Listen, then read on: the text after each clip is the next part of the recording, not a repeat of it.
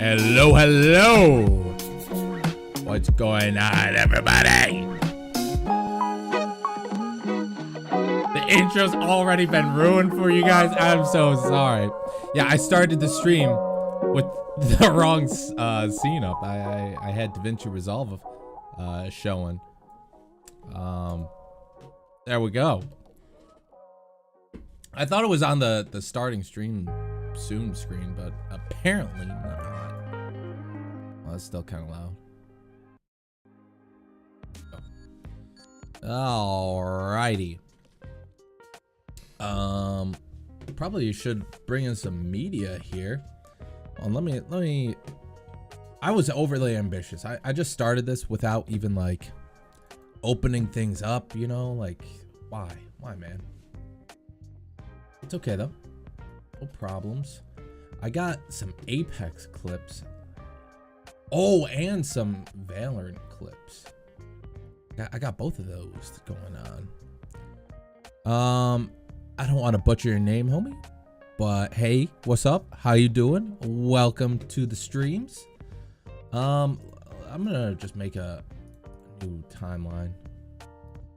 I actually, so I don't know if you guys know this, but I record in 120 FPS, and my computer did not like that when I was recording with Apex, so I dropped it down to 90 FPS. Perfect, no problems. And I figure with 90 FPS I can do pretty much the same things, because at 120 FPS I was using enhanced better for slow motion, but now because I got studio I can use speed warp, so you know it's all working out. What are we learning today? Honestly, I don't know. You know, I have no plans for today. I do want to create a montage, but it's hard to do that on stream because one, the music that I like using is always copyrighted, and then two, you guys always ask questions and I love sharing and trying to help. So I don't know, we're gonna continue doing like a mix of that, like learning stuff. Any questions you guys got, I'll more than happy to answer, and then we can also try and make a little montage. YouTube watcher, no, you're not late, we just started. I think stream started 4 minutes ago-ish, 5 minutes ago. Woofy, what's up, what's up, what's up? How you doing, homie? I don't even know what's going on in this clip. What I do know, though, is that audio track number 2, I use that for Discord. Audio track number 4 is always music for me. I don't know why I record the music, though. Oh, looks like... Oh, I think that was from this morning. Why does that clip have 3 separate audios? Because I like to separate them. I think audio, like sound design with gaming montages, it's super important, and it's overlooked. Not enough people do it. So audio track number 4, that's where I have like Spotify music playing. I don't know why I keep that recorded, but audio track 3, that's my mic. Audio track 2, that's Discord, and then audio track 1 is desktop, so that's in-game sounds and if people talk in-game. You're right, bro. The studio version is absolutely worth Magic Mask. Did you upgrade, Wolfie? How do I separate them? I use a combination of Voice Meter and OBS. Voice Meter is a... I'll just show you. Oh, actually, this is probably... I can't do anything. Let me switch the scene real quick. Voice Meter is just a software for audio mixing. It's not intuitive at all. I really have no idea what I'm doing here, but it's a nice way to separate audio tracks and make your mic sound better. So I use that, and then in OBS you can take those audio tracks and put them into have them like this. Also, my girlfriend, she has COVID, and I'm nervous that I'm going to get COVID pretty soon. So I'm trying to... I want to try and make as much content in the next few days before I get sick. Or if I get sick, rather. So hopefully that doesn't happen. I also had COVID this time last year, which would really suck if I got it 2 years in a row. Woofy, congrats, man. Upgrading to studio. It's super fun. Way nicer.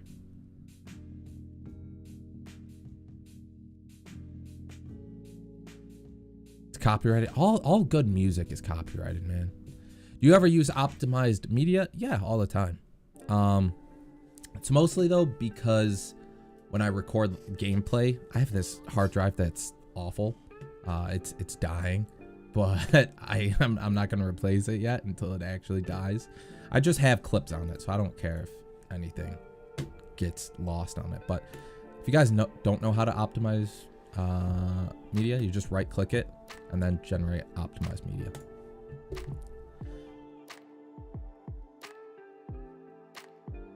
And for whatever reason, when I do that, generate optimized media, it makes the clips run smoother, even though it's on another hard drive. I don't know. Reverse Deadshot, I did have a good Christmas. What about you? Thanks, man. Asset said, hope you guys recover soon. I'm not sick yet. I don't feel sick. I feel achy, but that's because I went to the gym, had a great workout. But I also, that could be like, maybe I actually am sick, and it's me saying I went to the gym, I'm not sick. Okay, I don't know what I did in this clip, so let's just watch it back real quick. Oh, I think this was actually from this morning. Back, outside. That was mean, what I just did there. One down, 2 down. Nice. That was funny. Hold on, let's trim this down real quick. I want to upgrade but don't have money to upgrade to the studio version. Hey man, if you know how to edit, you can make money. That's all I'm saying. I'll just trim it down right here. I don't think I need any of these audio tracks either. I want to make montage. I have story block. Do you think Wait. Epidemic sound, photo, story block. You think I can help you with those? Blackjack Films, I don't know what that is. I'm gonna be honest. I have no idea. I'm gonna start posting montages on YouTube, but my transitions look awful. Do you know how to make them better? Crux, transitions are interesting.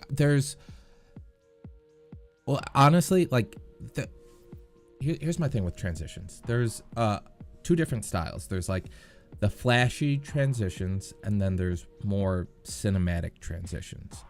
And then you can combine those two to have like a flashy cinematic transition, which is sort of what I like. But you need to understand why you use transitions and stuff. I would highly recommend looking up, hold on, there's this video. I'm gonna actually search it up so you don't have to. Transitions in filmmaking. Transitions in film? Is that what it's called? Film transitions? Editing transitions? This video right here by Studio Binder.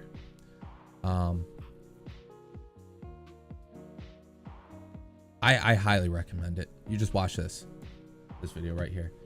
Ultimate Guide to Scene Transitions. Every editing transition explained. Hold on. Maybe we can go back to that little shot list right there of all the... Nope, that's actually the shot list. Never mind. But it goes over all the different types of transitions. And then once you understand why you use those transitions, then you can build and make your own. And I highly recommend that. So if you want to make better transitions, watch that video. Take medicine before I get sick. Yeah, but who knows if I'm actually sick? Going to the gym while you're sick? Well, see, here's the thing. I don't know if I'm actually sick. So she took a COVID test this morning, and it came back positive. So I may or may not be sick right now. Who knows? I got more RAM, and now Resolve doesn't buffer. What? Oh, I get it. Yeah. It's led to issues blue screening, 24 hours of troubleshooting, but it's all good. Better processor to match. Yeah. I was actually looking to upgrade my PC this morning. I was looking at parts, and I was like, oh God. Because I want a Ryzen 9 right now. I think my GPU is fine. I'm really just being held back with my CPU. So I was like, oh, I'll get a Ryzen 9, but then I realized, oh, you got to get a new motherboard, and then you got to get a new RAM, you got to get a new cooler. I was like, oh, Jesus Christ, this is too much. Mentioned the stock sites for copyright songs and stuff. Oh, okay.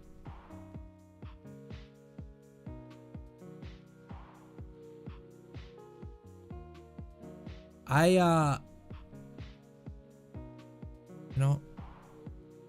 don't know. I would have to look into those to, make a well-informed opinion. But like right now, I just use like music that I listen to. Tried flashy transitions at first, but didn't enjoy them. Now I just go for chill transitions with some chill music in the background. Good old cross dissolves never fail. Yeah, I don't think there's anything wrong with that. I like doing like hidden cuts.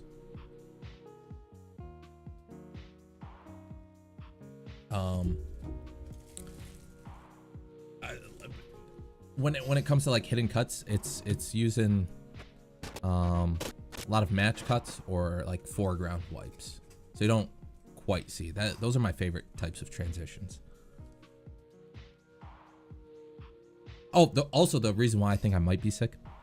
I woke up with a stuffy nose, and then I was like, I'm dying, and I took a shower, and then I was fine. Let's keep looking.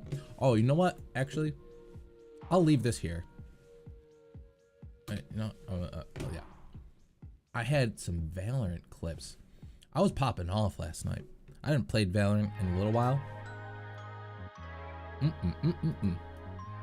I think it's because my MMR might have reset.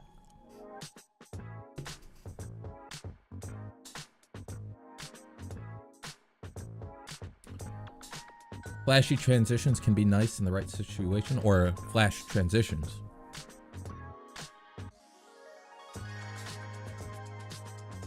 Don't need this. Don't need... I probably don't need either one of those things.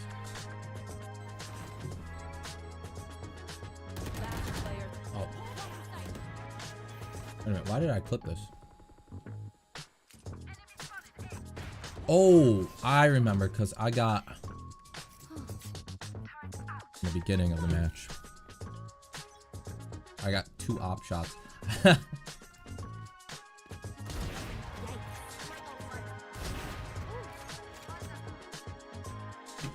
Okay, we'll use that for sure. Wait, let's back that up. There we go. Yeah, I use those once in a while. Use hidden cuts once in a while, mostly with clips that have the same weapon. Yeah, you can do that. I also like doing foreground wipes. Oh, you know what? Because that way you don't have to use the same clips or same guns. Let me show you something real quick. Someone asked Doc how I made this transition, and I'll show you guys. Oh god, please don't play the music. Okay. This. I was wondering how I made this transition. Now I'm pacing. Ah! No, we're good. We're good. We're good. Sorry. He was wondering how I made this knife transition.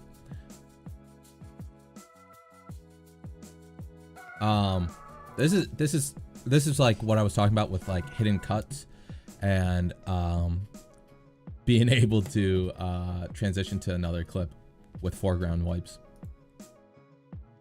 I wish he was here, but basically I just used the green screen trick that I talk about it all the time to key out all of the the panic screen was because of the you know, the copyrighted music. Anyways, green screen to key out all the green, right? And then we have this perfect roto of the knife, and then I just duplicated it. That was it. Had it go across the screen so you couldn't really see what was going on.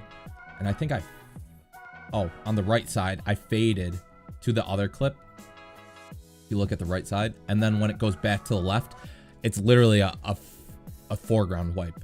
So there's a line right here where the 2 clips meet, and all I'm doing is I'm moving that line over, and the knife stays over that.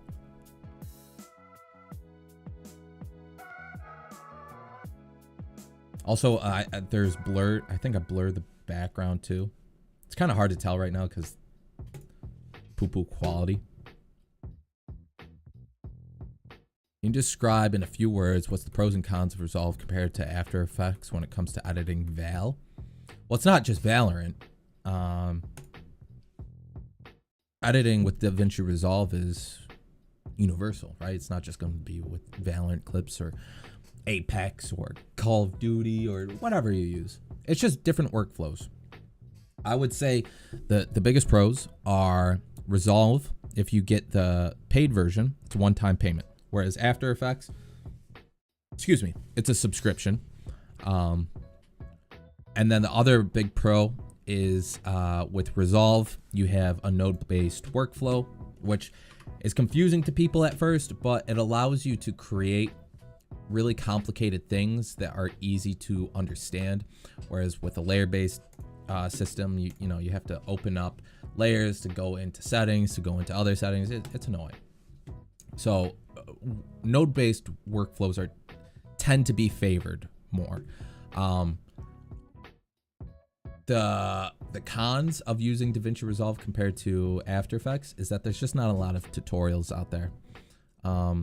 So it's a lot harder to find the effects you want to do, or troubleshooting, things like that.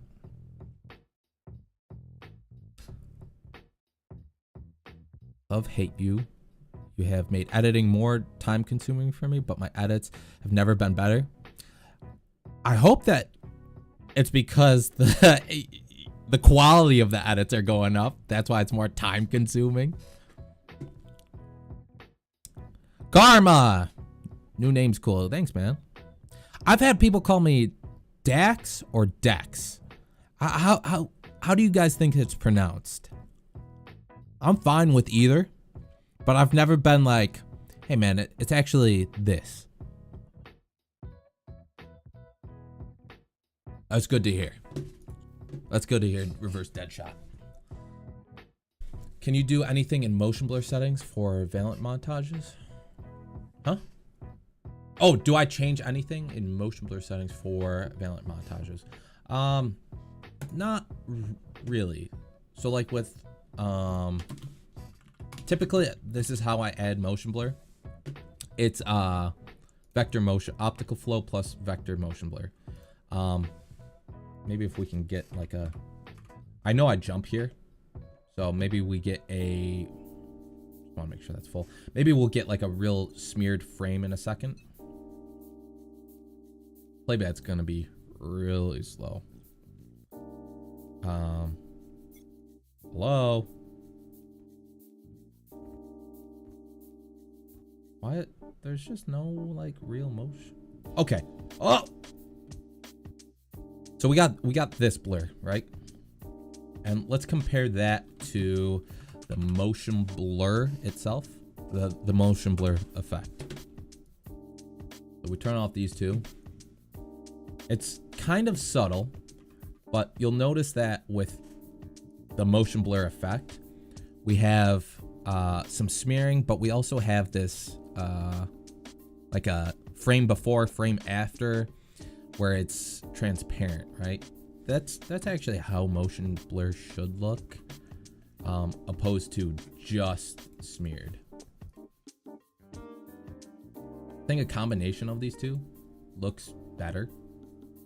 I've never done it, but that's because like when things are in motion, you really can't tell. So I just leave it at 1 for vector motion blur. I don't really use the motion blur effect. Vector motion blur, always just leave it at 1, unless I change the frame rate for the timeline. Like if for whatever reason I'm going to be using a 60 FPS video, sometimes I'll bump it up to like 1.5, the scale here. But it kind of defeats the purpose of using a 60 FPS video. So I'm not sure, man. I just as a rule of thumb, leave it at 0. Smooth transitions, man. Some other time. Man, I'm dyslexic, bro. I'll use Chambers teleporter. Yep. So like one clip ends with the first half of the animation TP. Second clip starts with the other half of the animation for the TP. Yeah, that's nice. That's a nice match cut transition. Do you know why some people have looking insane quality like divorce on TikTok? Do I know why some people have insane quality? Because they have insanely good videos. Like you can't, I've talked about this before, but just as a little refresher, you have to start off with a good quality video. Let me turn this off. I record in lossless quality. So basically what I see in game is what I get here. A lot of times people will stream and then they take the clips from the stream and then they'll edit those. And it ends up looking something like this. You have the variable bit rates, right? Especially for Twitch clips. They're just, ooh, it looks like this.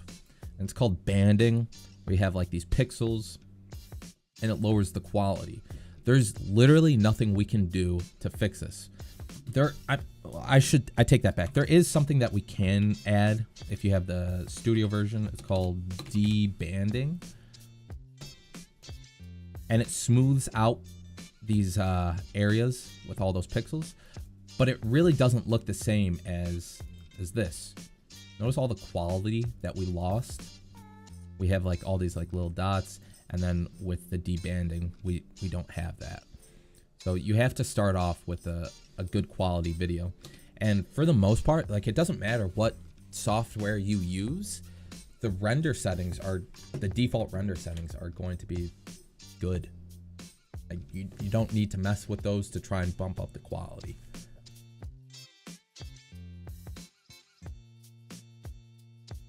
Cobra Hub. Verified creators here. Hello. Also never rotoscoped before. I found you and now I roto everything. Dude, tell me about it. Everything needs to be rotoscoped and it's so annoying. I mean, it's not annoying, like, it's just time consuming. That's why I upgraded to the studio version for Magic Mask. There's ways you can do it for, oh, Jesus. Oops. There's ways you can roto for free, but it's just so time consuming. Wanted to show this. Hold on. Magic Mask. Kind of not even outline, just draw some lines. There you go. It's done. Rotoscoping sucks, man. It just takes so long to do. Even this probably isn't that good. Like, if I were to play this, there might be some fixing that we have to do. Never mind. This is amazing. Yes, I want to stop. I take everything back. I said that was an amazing rotoscope. Is motion blur free? Yes and no. The motion blur effect itself, motion blur, this is not free. Just talking about it, but it's great, but we could use something else. You add optical flow and then vector motion blur, and let's just turn that off. You get a similar looking effect. It's the reason why I say similar is because maybe I can find that frame. Here, this is what it looks like. You have smearing of the frame, which is what you want, but you also would have some transparentness, and you don't get that with vector motion blur. It should look something similar to this, not really, but at the same time, this isn't, we're not recording like a real life video, right? This isn't IRL stuff. Motion blur can look however we want. It's a video game. That's what's nice about creating effects for not real life things, because you don't have to make it look like real life.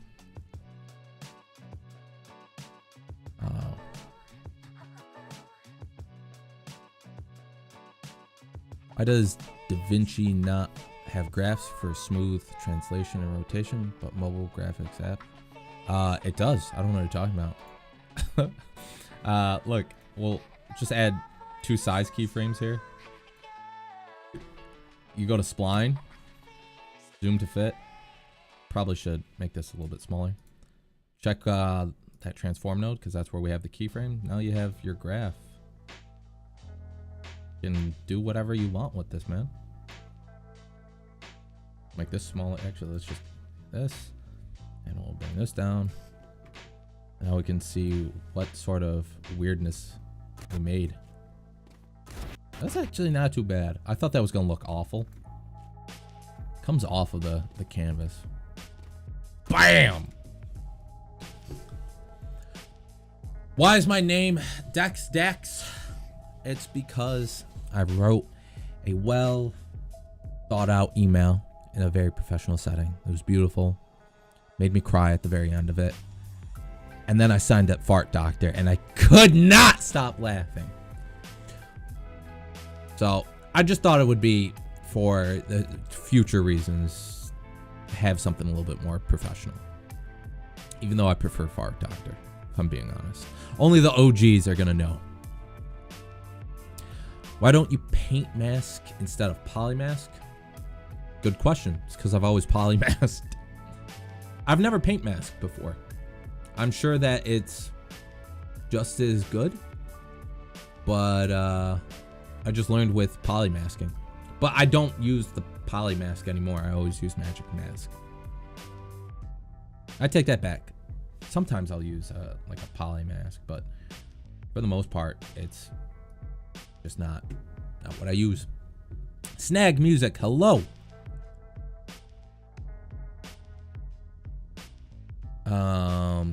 Explain motion blur and how it works. Does motion blur work on like animations you create through keyframes?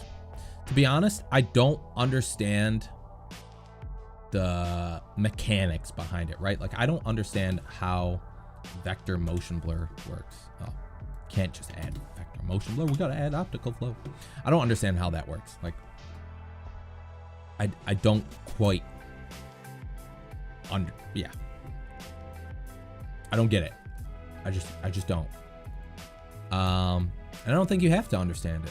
The only thing you have to understand is just how, I mean, it depends on what you're doing, but like understanding what motion blur is supposed to look like when it comes to compositing things, right? Like that's why we have these effects, vector motion blur and just regular motion blur. It's because cameras have motion blur. Like you don't have motion blur with your eyeballs, but cameras, they have something called the shutter speed, and so sometimes you'll have more motion blur, sometimes you'll have less motion blur. And so when it comes to creating effects and compositing them, usually you have to add that motion blur to the effect. So that's the only thing that you really need to know for now. Okay, I saw your jigsaw video, the translation wasn't smooth.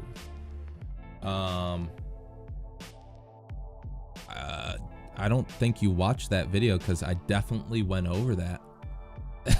I vividly remember showing off a graph that looked something like this. I think I used the merge node for it just to keep things simpler. Oh wait, can't do that. Here we go, like this. I vividly remember using spline and then having the graph look something like this, where I took it and I like stretched it far out like this, so it like zipped in real fast but then slowed way down. So I don't know what video you're talking about, gamer man.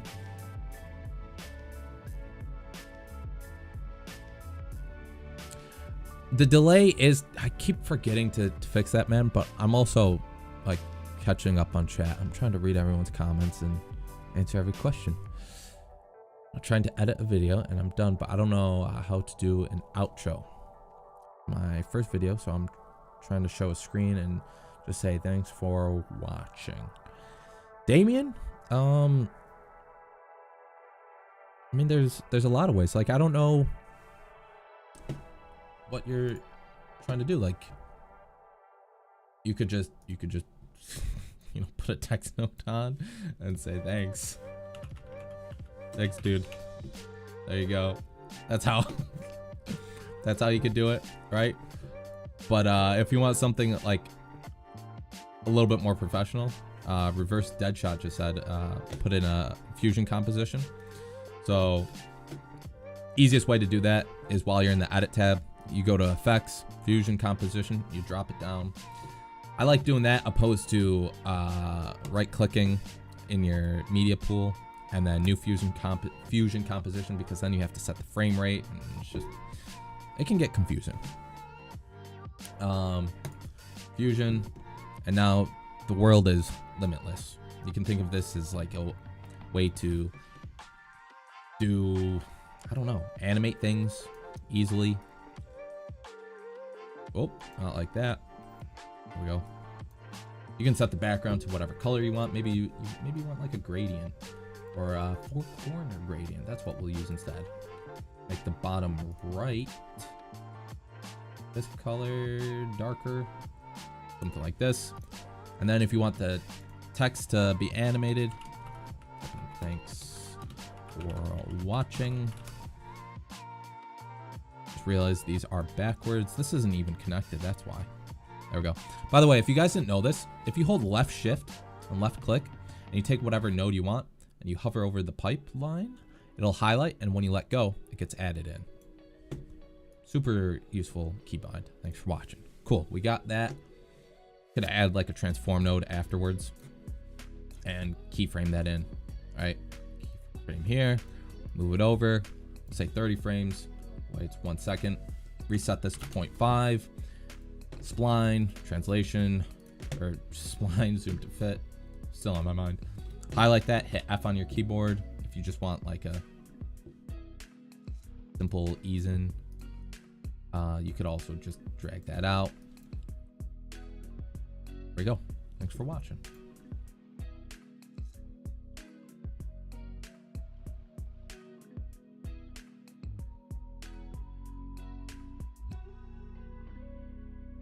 That's what I'll do. Oh, and then maybe you can also animate it.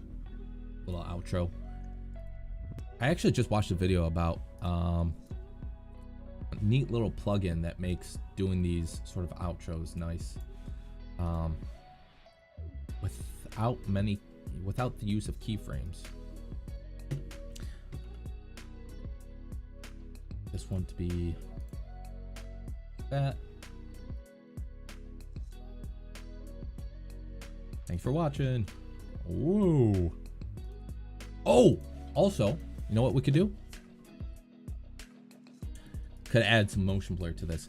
Could use the vector motion blur thing, or in the transform node, you go to modifiers, no, settings, I mean, and then motion blur. And then watch. Motion blur. Look at that. We got motion blur. But I don't think that looks nice. I don't like the way that looks. Bump up the quality to 10. That looks better. More intense on your computer though. This isn't because it's you know, simple. It's just a little text. So you give a frame / outline to a media. There's a lot of different ways you could do that. Okay, this is what we'll do. Open up our media pool. We'll drop in that to the timeline. So you want to add a frame to it. Well, first we gotta make it smaller than our canvas, right? Boom. Add a frame to it. What we could do is add a background node. What I would do. Add a background node. Put it under by changing operator to under. Also change that color to something more noticeable like yellow. Add a rectangle node that's going to be like our mask. So let me bring that into the second viewer window. There we go. That's our mask, right? And we want it to be the entire width. See right here, it's the entire width, and then we can bump up border width. Why is that? Oh, I know why it's not working. It's because messed up. I messed up. There we go.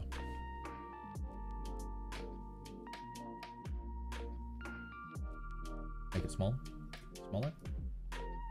That's one way to do it. Could also use another there's a node called, you have to go to effects, templates, fusion, tools, edge control. With edge control, you can just drop that in. I think it has to be next to it. Can't be like that. Drop it in, connect it. So this is what actually what I would do is I would put it up here. Everything's tied into one merge. And now you can see we have like a little bit of an outline. It's like real tiny, but we could bump up this pre-blur size, and then refine it. These controls here. Yeah, that's another way to do it. I think there's even a border control. Wait, border. Maybe it's in. Can't. Maybe it's over here somewhere. I remember seeing it somewhere.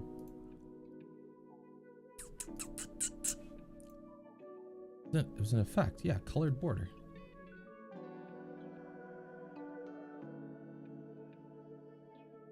Delete that. Hold on. Maybe it would help if I could spell. No, it should pop up if I type in colored border. Oh, I think I know. It has to be... I'll just search the effect. What am I doing? Color border. There you go.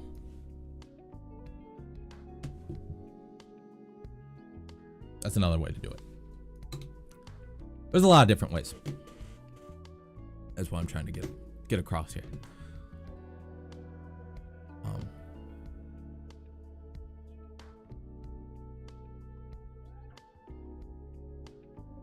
Do you do Valorant montages for a living or no? Because you pretty know what you're doing.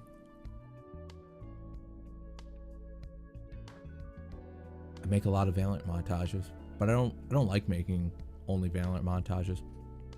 I'm trying to expand. I just like learning about this stuff. Doing crap with the car. Doing. When is the Apex montage? Dude, I want to make one so bad. I have clips.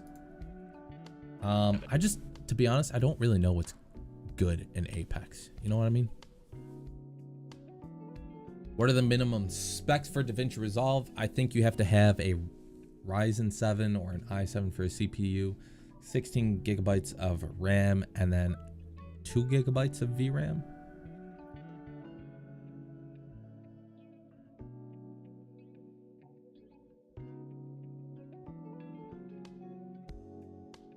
Am I watching others Valorant edits? Occasionally I do.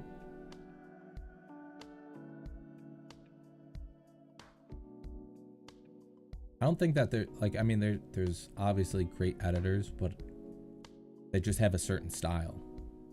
I don't know, I feel like I get numb to that style fairly quickly. So I'm always just trying to find videos that I like. Because even someone that doesn't make like great edits can have a great video.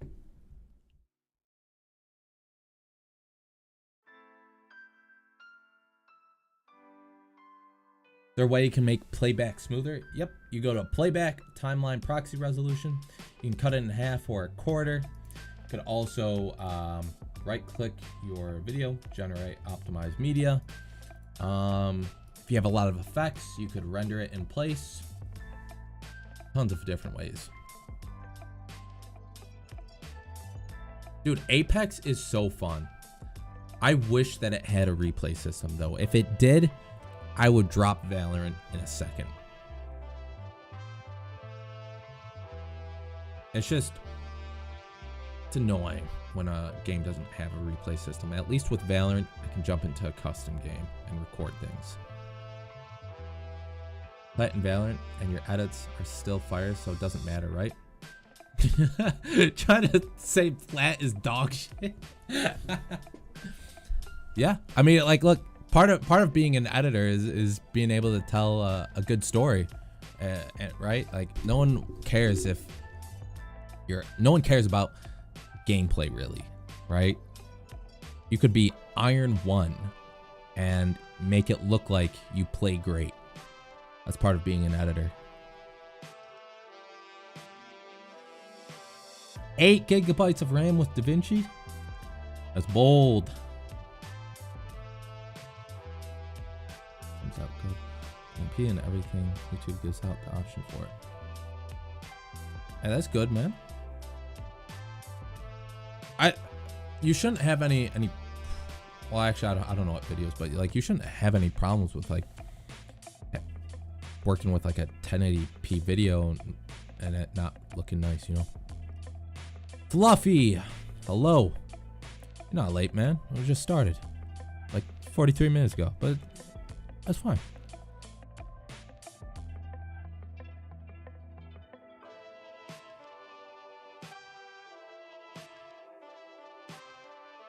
Five, 8 gigabytes. Enough.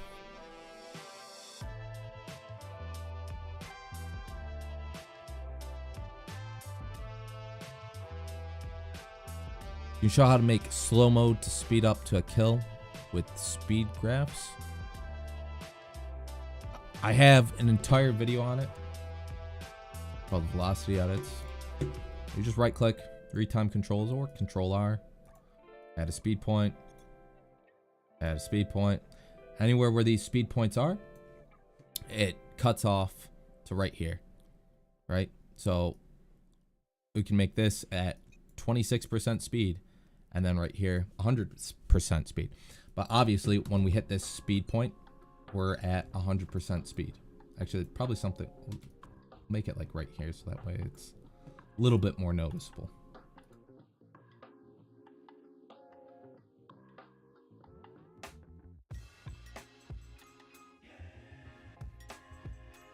Right. So we don't want that. We want something a little bit smoother. So you right click, retime curve. You just scroll down a little bit. Zoom in here. There's your graph. So right now it's obviously linear, but if you hit this button right here, you have these 2 points, and it shows, hey, between these 2 points, we're going to transition from 29% speed right here up to 100% speed. So it's going to be a little bit smoother now.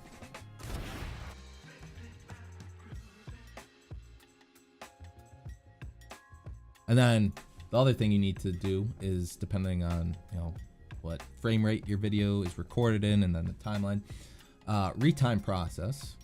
Could change it to optical flow and motion estimation, enhance better, or if you have the studio version, speed warp. And that'll make your slow motion stuff look extra smooth.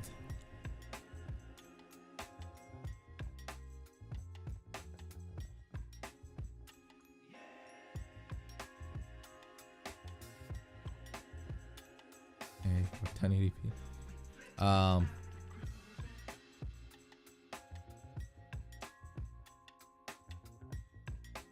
Probably not enough for 4K. I mean, you know, you gotta, yeah, I don't know. Potentially moving from Filmorama, and I was going to ask if screen recording is offered feature. Screen recording in DaVinci Resolve?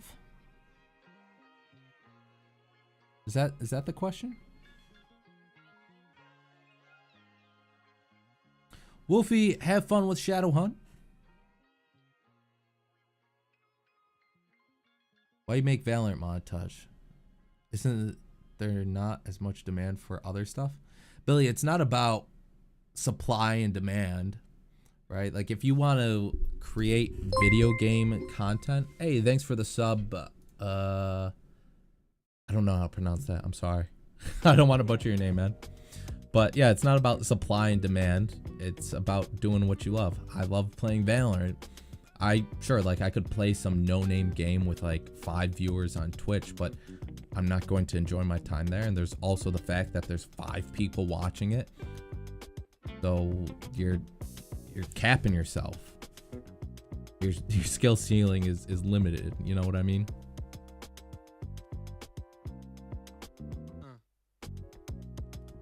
Piece by piece upgraded over and over 7 years. That's the way to do it. That's why building PCs is fun, because you can slowly upgrade, and you can upgrade what you need. I think the first upgrade that I did to my PC went from the Ryzen 5 to a Ryzen 7, and then a 1050 to a 1660, and then 1660 to 3060. Then I think that's when I upgraded my RAM. I originally had 16 gigabytes RAM, and now I have 32.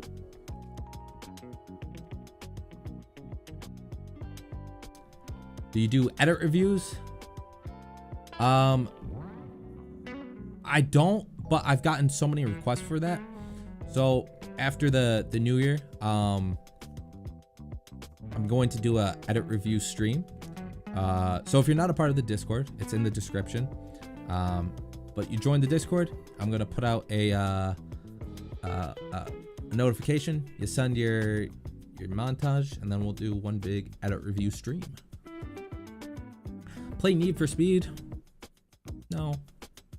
Although I do want to, in an ideal world, I'd get like a little racing setup and do that, play racing games.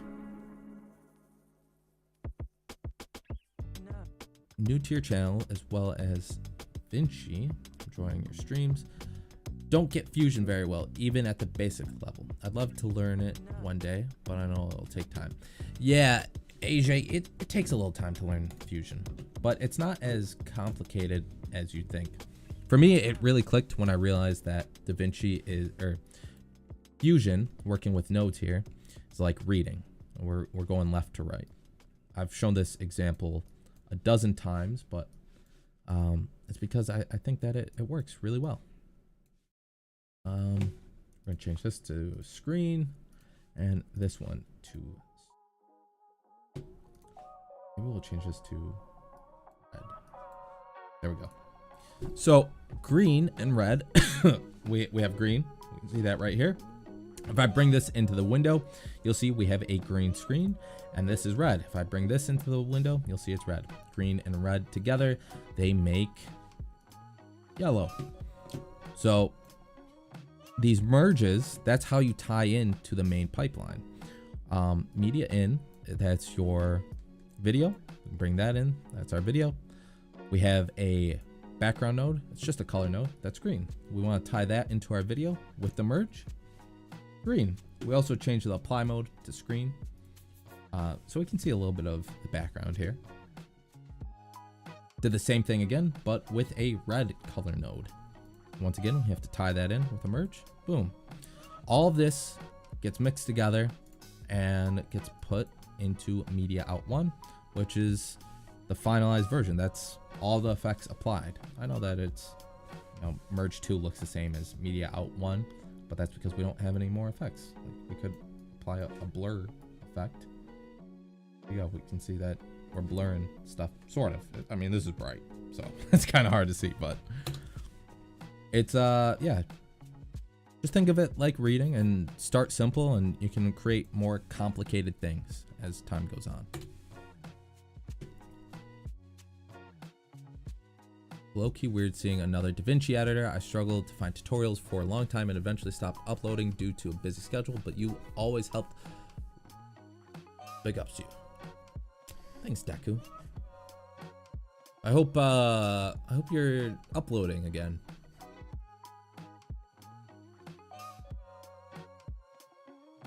Use proxy when editing. Wondering how strong your GPU is. No. I have a 3060 Ti. If you were wondering what kind of GPU I had.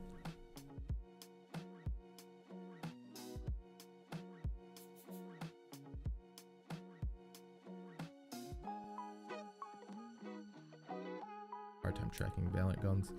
Watch moves to make it look good. Real admin.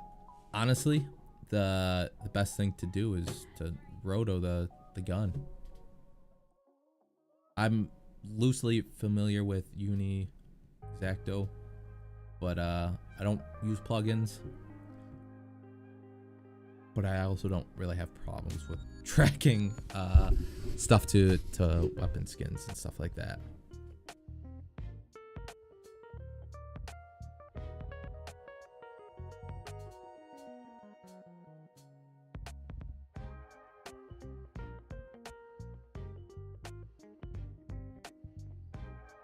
By the way, just so you guys know, like, plugins don't necessarily give you more tools. They just speed up. Like, some of them, sure, they can, but for the most part, like the Uni Exacto, is, from what I know, it's just speeding up your workflow. Like, it's preset stuff.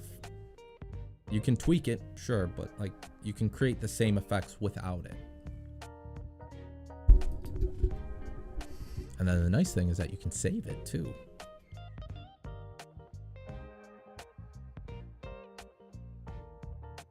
How many hours does it take on average to edit a montage? All depends on what's going on in the montage. Be like asking how long does it take to paint a picture? Bob Ross does it in 30 minutes and he puts you to sleep too. But then there's people that will spend like 1,000 hours painting something. Uploading again sometime soon. Feel like being a summertime uploader works best for me. Well, I hope that you can upload again soon. Making videos is really fun, and if you enjoy it, then do it, man. Can we edit COD like this? Yeah, you can. This is not game specific, unless you see something like, hey, you got to go to this area in Valorant in order to find the green screen, and like, yeah, that's going to be Valorant specific. But other than that, no. Lars, what's going on, homie? You have any knowledge in the infamous media offline error? Relinked all my clips, watched all of them, seemed fine, but next minute shows media offline again. Oh, okay. So did you accidentally move the file? You didn't move it, right?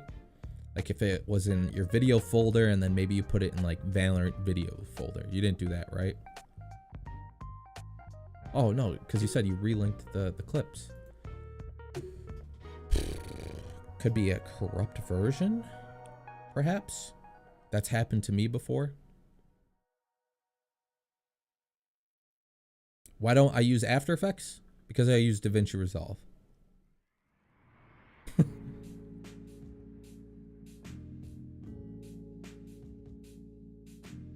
Like an external program that I have to edit a single, let's say 10-second clip in there and render it loose, so it takes up to 10 gigabytes, and then put it in Premiere.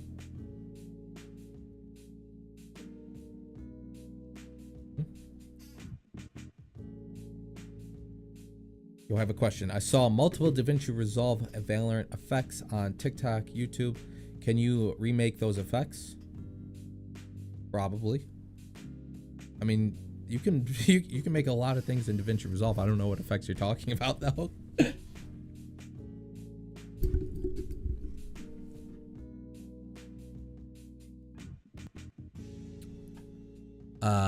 Luca, can I check Discord? Hold on, let me see.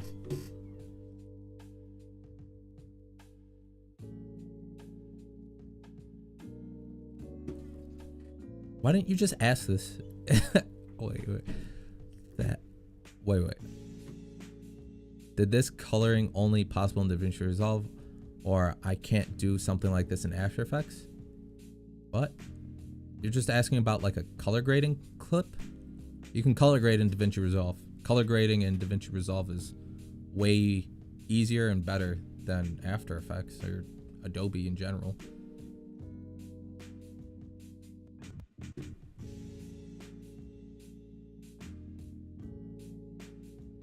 Corrupt version. Yeah, like the file might be corrupt, Lars. I had that happen to me where I don't know why. I don't know why it happened. But I just had one video that for whatever reason at like frame 300 media offline. I think I just ended up working around it. Like I cut it out and then the video was fine.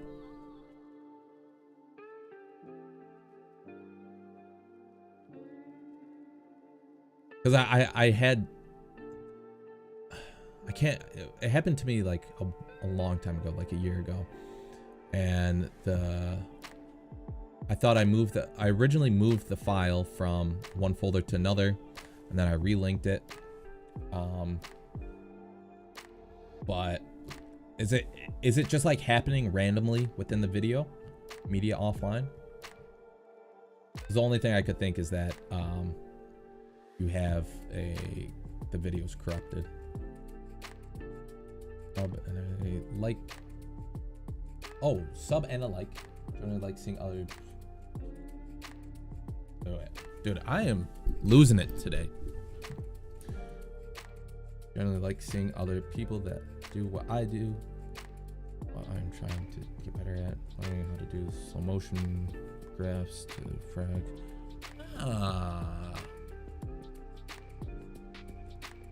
Thanks, Real Actor.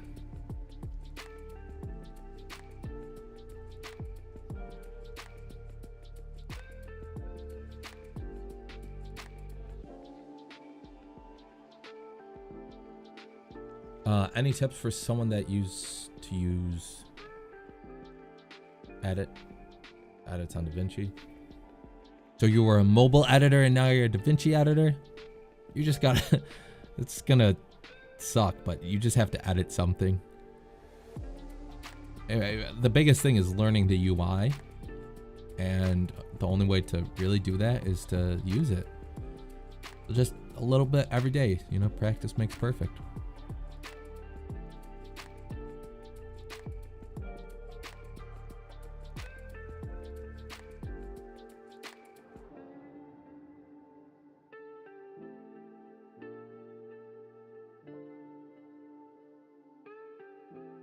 Man, I'm trying to drag a PNG into my timeline and it just displays an error cursor.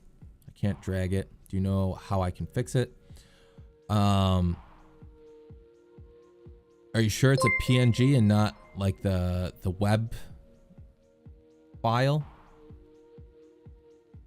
I know that I forget the exact format. It's like a web format. That doesn't work in DaVinci. There's converters that you can use. Convert like a web format to a PNG. That's what I would start off with. Relink the clips. I go to watch the whole video to check on media offline error. Everything looks fine. I go to start on the video and everything is media offline again. So is it just for that one clip, Lars?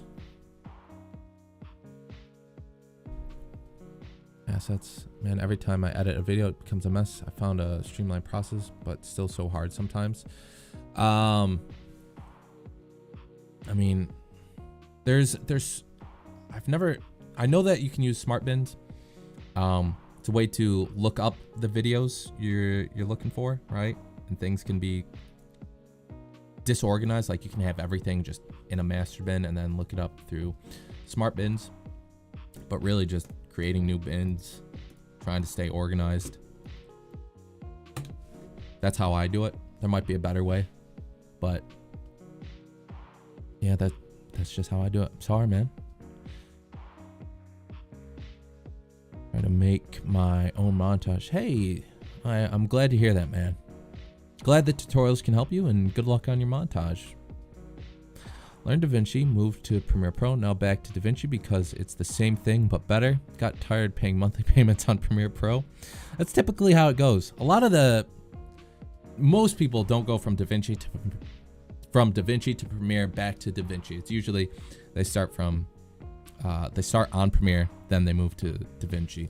But it's for that exact reason that they find Premiere to be useless, because DaVinci can do everything and more, and it also has Fusion, which is like After Effects. So yeah, that's cool to hear though.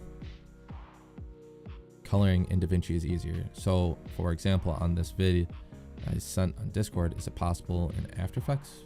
I'm sure it is.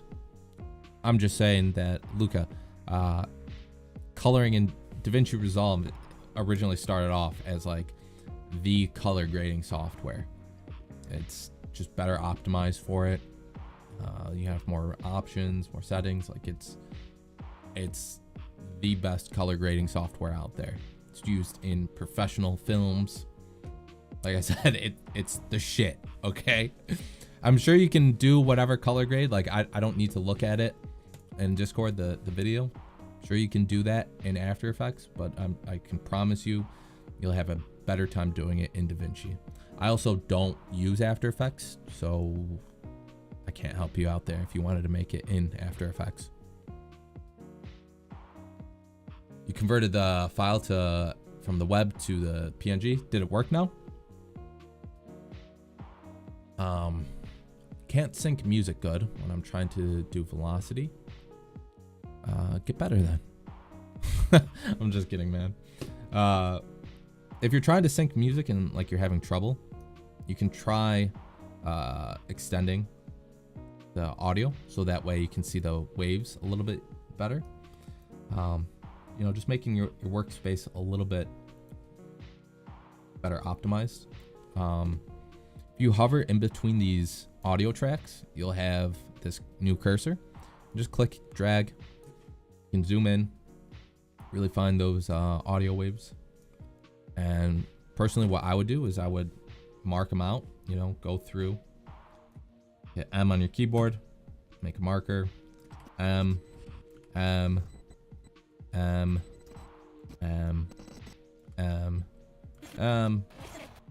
You get the idea. And then now what you can do is when you go to do all your retiming and stuff, probably don't want to do that, but you know, you can make all sorts of different speed points. You hover your cursor over whatever you want. I just deleted everything by accident, but you know, that's how I would do it. The reason why everything got deleted is because this is the audio to the music, or to the video. I didn't have music on this. Probably should have. But yeah, just mark out the beats in the song, and then use the speed points. Oh, and then obviously, if you need to, whenever you do something, you can right click retime curve. That gives you the graph that can make your transitions a little bit smoother.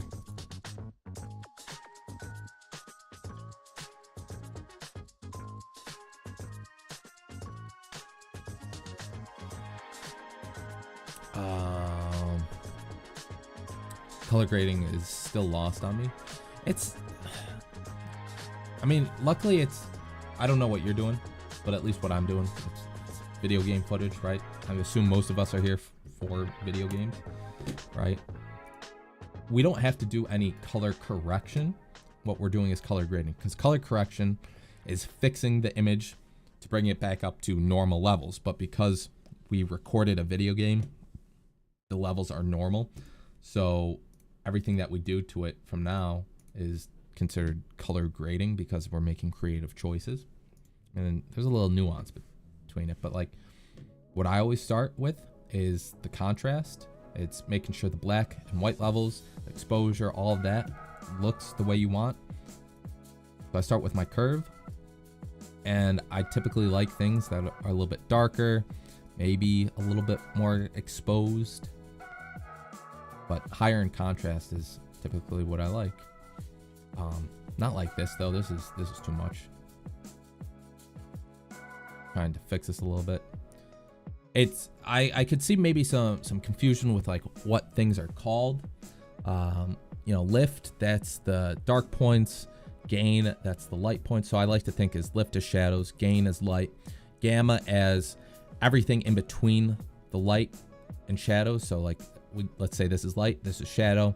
Gain would be, or gamma would be right here, and then offset is global. And then once you have your contrast down, then it's the color grading thing, actual color grading side, right? So what I do is I'll start with an overall color. So let's just say teal. This is typically how I do it. And then gamma, that's the midtones. That's everything in between. So I don't want to push more blue into it. I want to try and balance out this blue. I don't want everything to look blue. So I'll go in the opposite direction. So offset and gamma kind of go together. And now we have more of like a greenish color, which is nice. You know, you could leave it at that, but maybe you want something a little bit more realistic looking, like, you know, shadows aren't this green color. So you would use lift to try and balance that out. We have a lot of green. So here's our color wheel. We have green right here. We can push in a little bit of red or magenta. You can see those, the shadows are now starting to look black instead of green. And that's what we wanted if we wanted a more realistic look. And our light, again, like we could leave it at that, but there's like this bluish tint to everything. So we could push, or maybe like a magenta tint. We can push in the opposite direction for our gain. So because we pushed a little bit of red or magenta, whatever, maroon in our lift, we can go in the opposite direction with our gain. try and balance it out. And we only need a little bit. Maybe some yellow. There's, oh, and then if you highlight both clips, we can easily turn it off by hitting Control D. You can see before, after, before, after, before, after. I don't think that's bad color grade, just for messing around.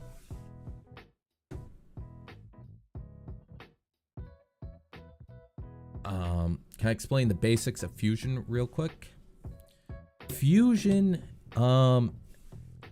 it's nodes, right? Nodes work left to right.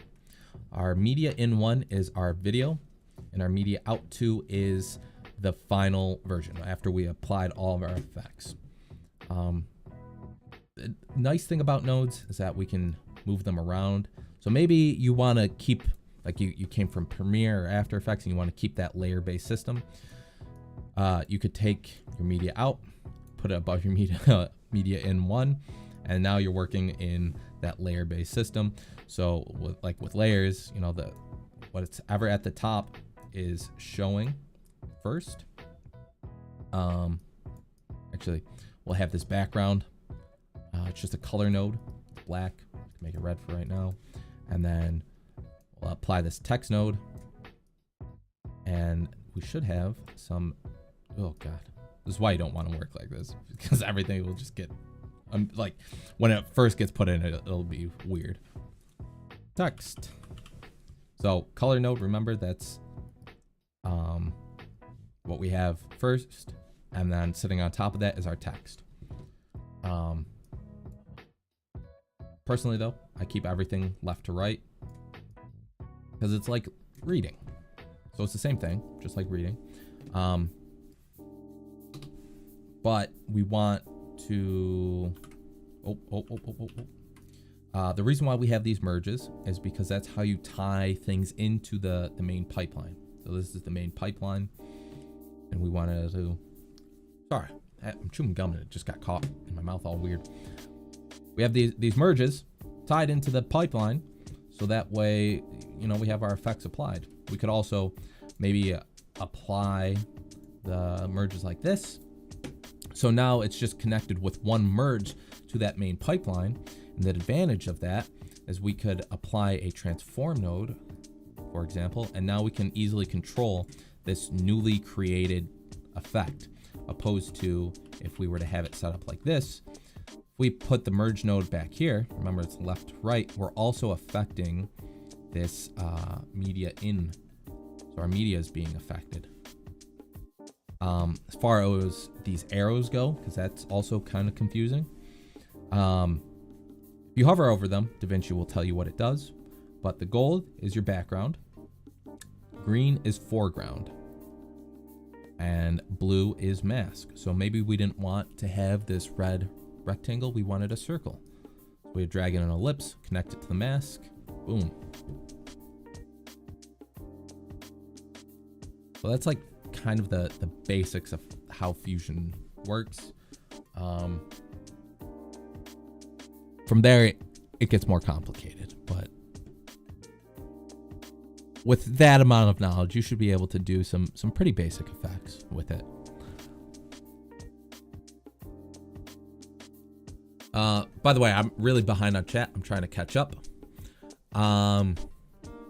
You just kept dragging the PNG onto the timeline and it eventually worked. Okay, that's what we like.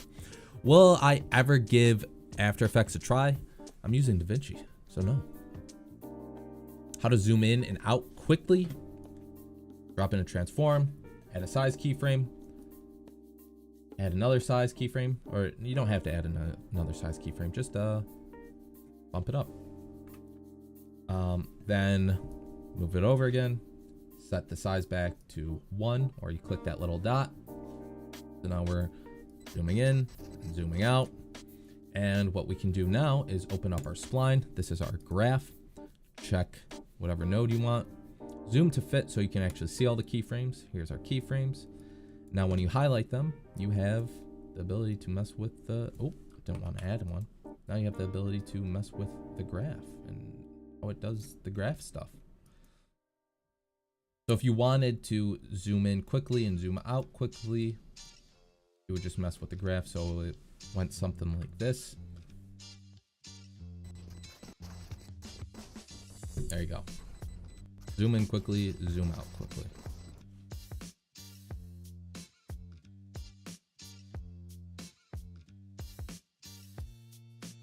Why is your playback choppy? Could be the effects that you're applying, or it is your PC is not capable of running DaVinci Resolve. I don't know what your specs are, but if you want better playback, what you can do is go to playback, timeline proxy resolution, full, half, quarter. By default, it's set to full, so you could change the resolution to half or a quarter. 15 clips, they all show fine first time, but when I go to rewatch them, they all show media offline. So weird. That is really weird, man. I really wish I could help you. There's DaVinci Resolve forums, like on Reddit. You might be able to find an answer there. I'm not entirely sure what's going on, and I hope you can resolve that soon.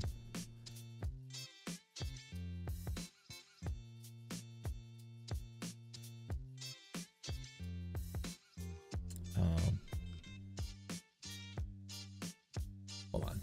Color grading will always be lost on colorblind people. I don't think so. I mean, sort of, but I don't know how to get to it from here. But there's a way that you can actually see the color waves. Oh, here, the scopes. So with scopes, you can see the different colors.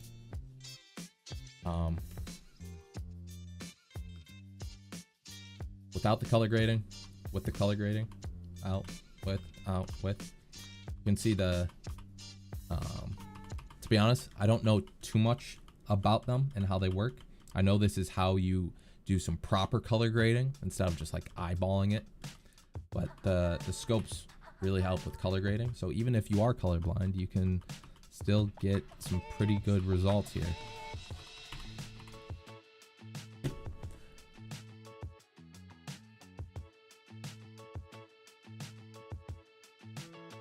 Change my split clip, ripple, delete, 1, 2.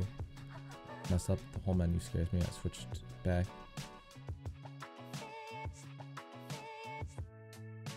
To be honest, Red Rabbit, I don't know how to change keyframes. I know it's possible. Pretty sure you go to preferences and then it's like keyframes, but there's tons of tutorials out there. My suggestion is to watch those. Don't just jump in and start messing with settings, because you might end up changing something that gets messed up and then you have to troubleshoot it. Why do you need media in? Media in is your actual video. So if we go into Fusion, I could turn this off and then it turns off the video. If I wanted to, I could unplug this and plug in a background clip. Doesn't change the fact that I still have a media clip, but the background is now just being the canvas. That's not what we want though. The media in is just your clip, whatever you're editing, the video you're editing.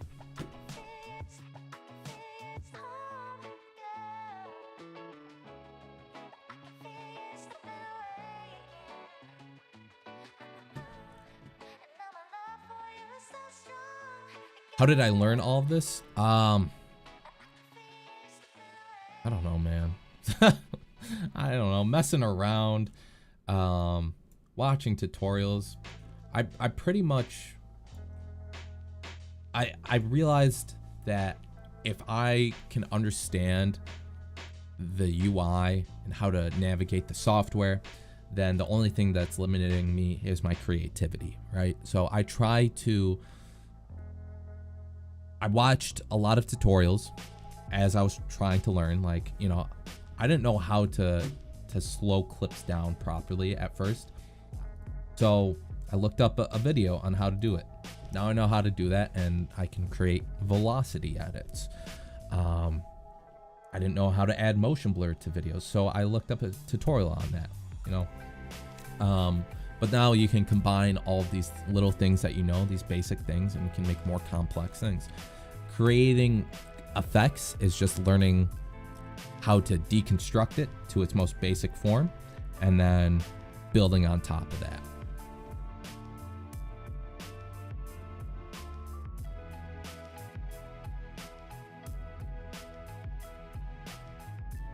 Only if plugins used in Adobe After Effects Premiere are including like functions of it.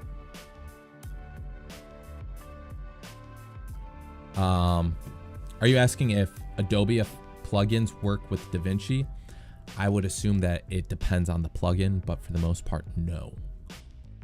Am I using the free version of DaVinci? No, this is the studio version. However, almost everything that I show is available in the free version. And whenever I show something or make a tutorial that's not involving the free version, I always tell you guys, or at least I try my best to tell you guys.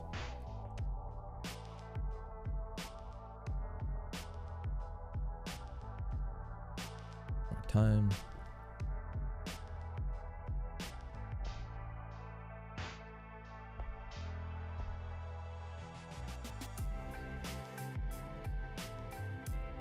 Edit your stream VODs that are 3 hours long. Jesus. Cut them down to 1 hour and add some memes, text, and it takes me 3 hours, sometimes more, to edit. Dude, I timed myself one time. I had 40 minutes of footage and I needed to turn it into a 10-minute video. It took me 20 hours to make. Is the paid version $300 or something? Yeah, it's around there. But it's a one-time payment, which is really nice. It's not a subscription service like Adobe.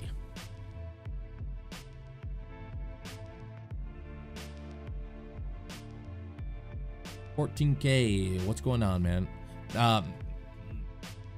Bro, I don't know how to pronounce your name. Name Q. You said hi. I've seen you here before. What's going on, man? Can you show how keyframes work? Sort of. Add in a transform node because it's the easiest to see. Add a size keyframe, and we're gonna bump up the size. So now DaVinci Resolve automatically adds a keyframe. Basically, the way that they work is we're saying, hey, at frame 9,935, we're going to do something with the size of this video. And then at frame 10,051, we're going to bump the size up to 2.4. Okay. So DaVinci Resolve says, all right, well, I will do what my job is to do, is to gradually increase that size with each frame. So that way we can reach the size that you want. So from the original size to this new size. And it adds all the other keyframes in between.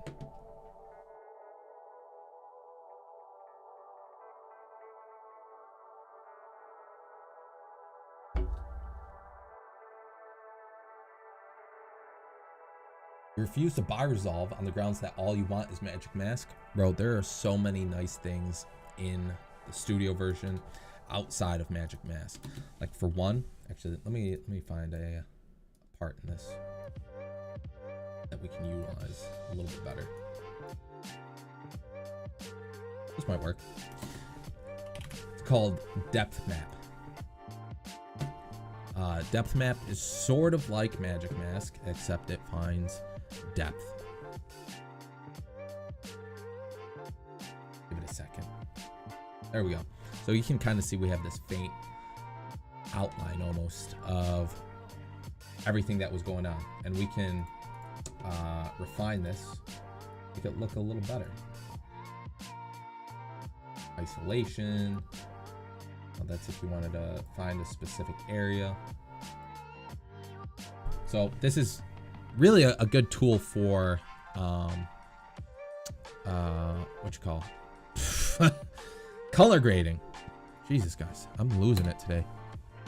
But you can also create other Really nice effects. The other thing too is that you have access to camera tracking, which is 3D tracking. So if I hit auto track here, oh, forgot, wanted to preview these. Okay, either way, it is, would have to trim this down first. Ugh.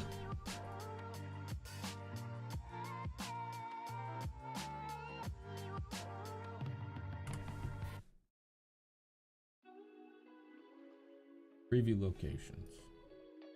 Okay, now we can see some spots here. It's able to detect 3D space, and then you can do some pretty cool 3D work inside of DaVinci Resolve.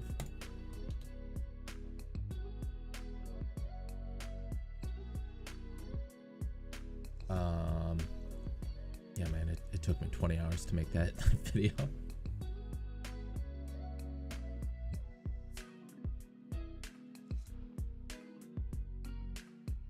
Do I shout in my videos because I'm excited to share the tutorials? Pretty much. The origin of that came from me recording a normal tutorial, drinking coffee in the middle of it. I got super excited while I was recording it, and I just started shouting. And I didn't want to re-record everything. I was like, okay, I'm just going to put it out there. And it did really well. I put it on TikTok, had like 200,000 views, and I was like, okay, that I'm gonna start shouting in every single video now. Me name then Q2. Me name Q2. Gotcha. You're here to learn something new today. Well, what do you want to learn, man? I used a 4K camera to film a wedding. I downloaded the free version, and now the playback is very choppy. I did quarter resolution and still choppy. Should I upgrade to the studio version? Probably not.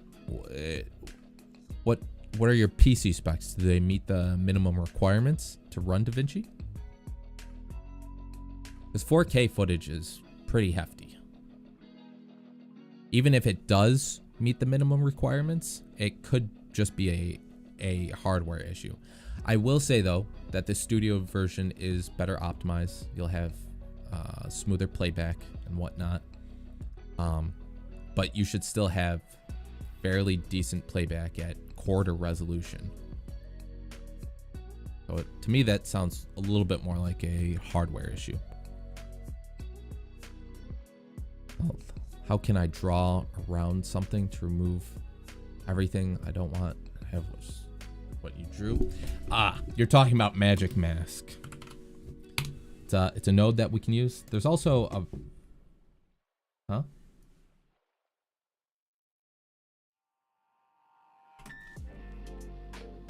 Is it because,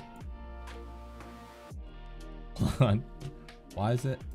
Oh, we were just at the end of the video. Okay. We can also use Magic Mask in the color tab. So, really? Oh, Jesus, I'm dumb. I'm losing it today, guys. Magic Mask is right here. You can use it in the color tab. It's great for if you're doing a lot of color grading. But the regular old Magic Mask node, that's nice for cutting things out, so you can just draw a couple lines or just like one long squiggly line, and it cuts things out. We can, get rid of other bits, change it to better. We'll have a better outline. And then the other nice thing is that we can go to matte and refine these edges with the threshold. Gamma, we can erode, blur. So this is really good when it comes to compositing your mask or whatever you have rotoed.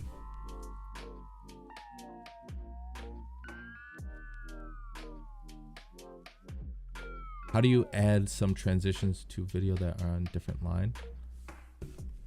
In the edit tab. That's how I do my transitions. Sometimes it all kind of depends, because like sometimes I'll roto something, do like a match cut, so then I'll also have like a video sitting above it like this. but you can use like the preset transitions, like if that's all you're looking to do. Something, little goofy, silly transition. It's actually not bad because of the the movement there. They all matched. Masking, it's not hard. I wouldn't say it's hard. I would say it is time consuming. Oh wait, I missed this. Does Studio have 4K export? Yes. I don't know if you have access to it in the free version though.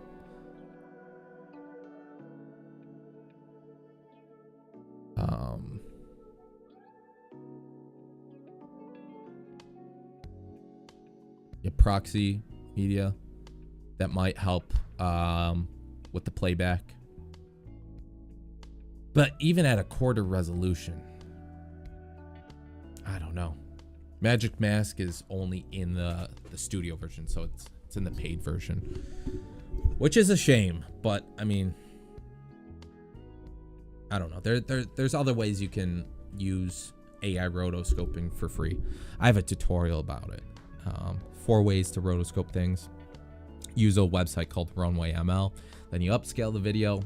It's just more time consuming when you don't use the in-house effects.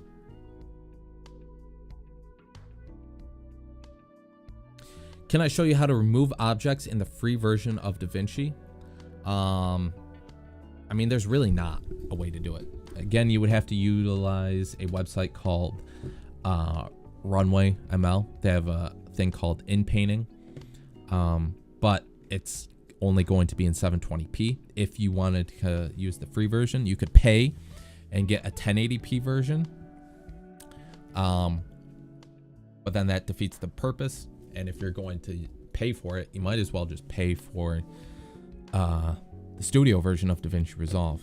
There's a what you would do is you'd make a new node, and then you go into your power windows, cut out whatever you want. This isn't going to be a very good object removal because this is just massive and it takes up most of the screen. Then you go to effects, type in object removal. You drop that onto your node. Show mask overlay. Look, that's what we have. Zoom no motion because I'm not going to track it. If you were to track that, you would do use scene analysis, but not. And then you just build a clean plate. So you got like something really bad. It's okay, like at first glance, like if you weren't really going to be paying attention to this, maybe cover it up with something else. But yeah, I wouldn't recommend doing that. Is Magic Mask an AI thing that requires a constant internet connection? No. It utilizes something with the graphics card. Fixed it, made a new project, copied all the clips. There was probably something weird on it that exported project, which is why showed media offline. Dude, I'm so glad to hear that. Yeah, that's awesome, man. And so all 15 clips, no media offline problems.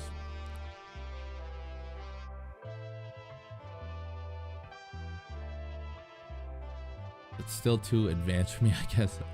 I don't even know what the Fusion tab is. Rabbit, there's a lot to Fusion, and it's just something that you kind of have to slowly learn.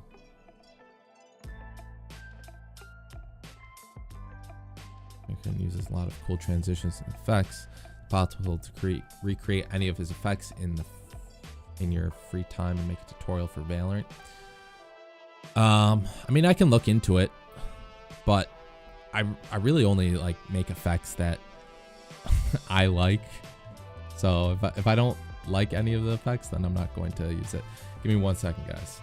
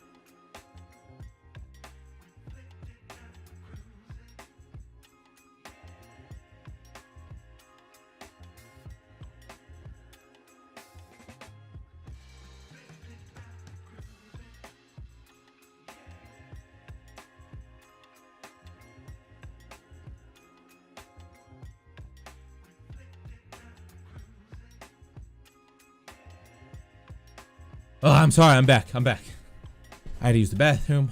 Got some water. I'm like dying over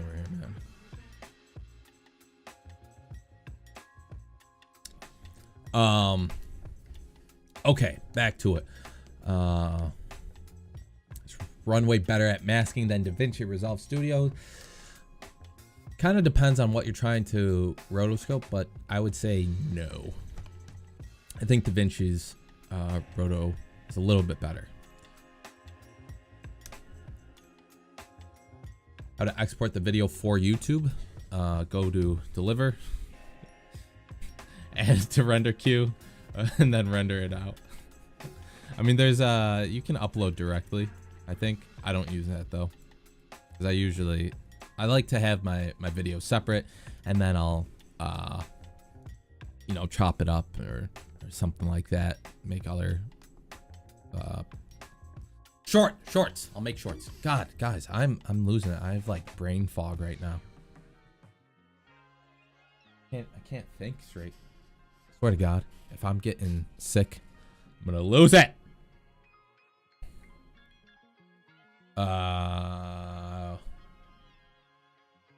You have a question about masking in the color tab? Ask away. Chris! How you doing, man? How have you been? Right now, no. Might come back, but we'll see. I hope it doesn't come back. I hope the media offline problems, that's all fixed. Guys, I don't know what's wrong with me. I'm like... feel like almost drunk. Just my brain's not firing on all cylinders, you know? It's like I thought it might have been because I woke up at like 6 in the morning. And I was good to go. Hoping that if I get a little food in me, a little bit of water, I'll be back to normal.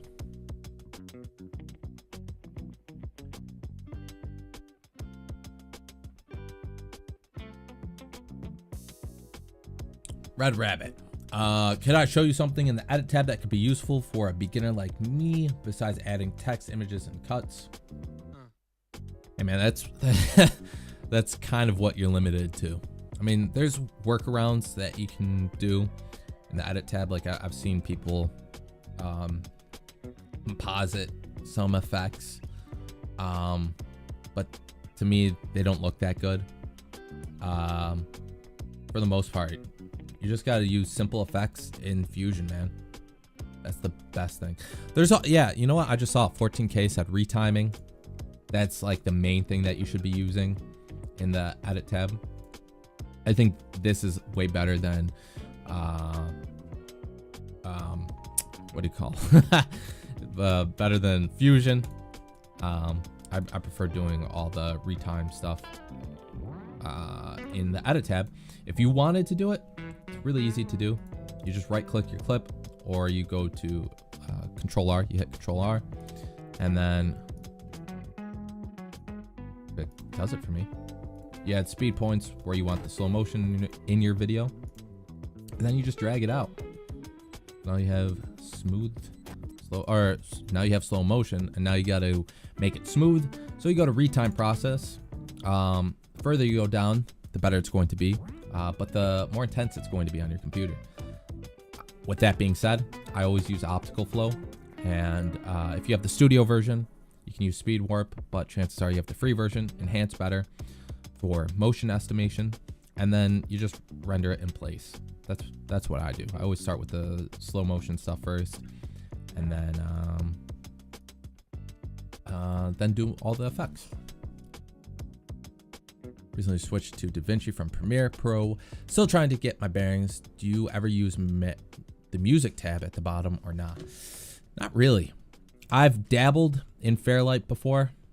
And by dabbled, I mean I've watched a couple tutorials trying to do things. But I don't use it. There is some pretty cool stuff that you can do, but it's far beyond me.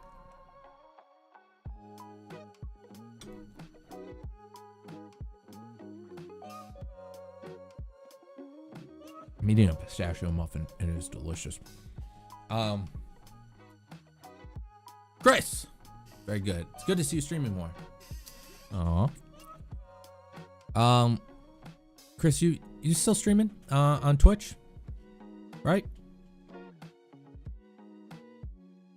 I you know what? I need to go on Twitch more to see.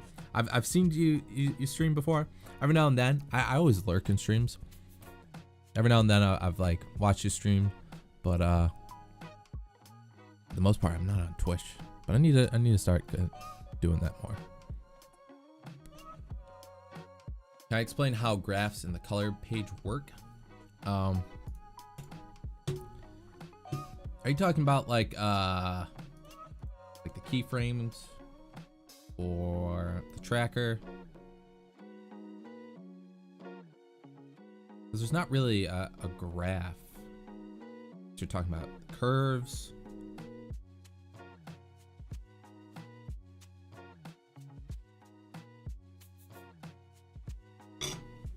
What the hell is this?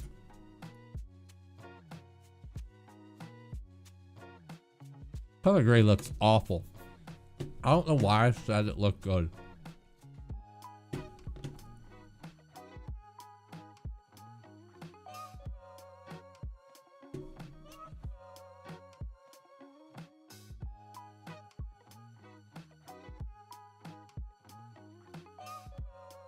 That looks a little better.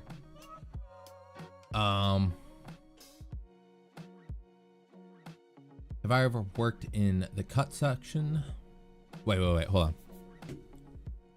Let's say you mask something in the color tab and use keyframes to resize it, and you want to add global softness to that mask. Okay, so we're going to mask something. We're gonna mask this, and we're gonna do something silly like add blue, and now we're going to track it. So we swapped to frame from clip to frame, and you said you added some manual keyframes here, so we're just gonna bring it over here. Never mind, we're gonna bring it over here. Gonna reposition that, so now our mask moves slightly, and now you want to add a global softness to it. Go back to clip, go back to your power window, add a softness. So now you can see we have it soft. Let me turn this off real quick. So we have softness, and it's for the entire clip and not just those two keyframes.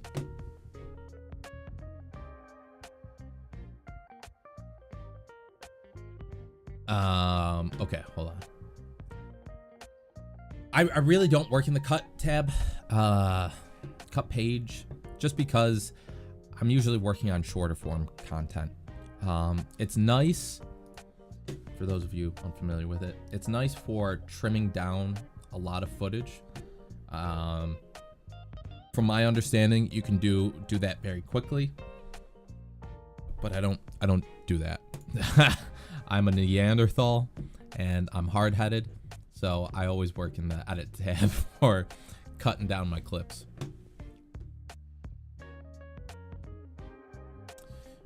Oh yeah, Fairlight for voiceovers. I forgot about that. You can do that too. I don't have that set up. I've been meaning to do that. I've set it. I've watched a video with the intent of setting it up. Didn't do it though. You recorded your clip at 300 FPS, you put it in DaVinci, and it's super slow motion. Now, how do you fix that? I've never ran into that problem before, I'm gonna be honest. Typically, when you create a new timeline,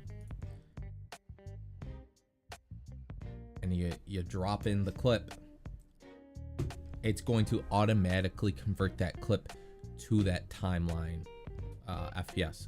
So this one, the timeline, is in 24 FPS, but my clip itself is in 90 FPS. So I don't know what exactly is happening for you. Like I said, there must have been a setting that you changed, and I don't know exactly what it was or how to fix that for you. So I'm sorry, man. But best of luck.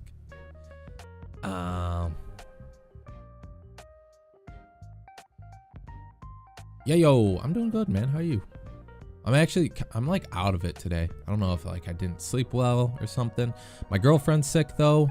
I'm worried that I might be getting sick, and I'm like, I have the brain fog. But we'll see. By the way, I'm super behind on chat, so I'm trying to catch up, guys. For gaming, you should do Twitch, but then if you're doing these types of streams, keep it on YouTube. I don't think that's true at all. My friend, the littlest snail, she is having a lot of success doing Fortnite streams on YouTube. So if you, whatever streaming platform you want to use, go for it, man. You were referring to the curves. Okay. So color grading and curves. Let's get rid of effects. It's pretty simple. I mean, we can make it simple, I should say. We have this up here. That is your overall contrast. Okay. I don't know if that's actually contrast. It's saturation. I don't know. Either way, I don't mess with that. The top part, that is all of your bright points, and the bottom part, that is all of the dark points.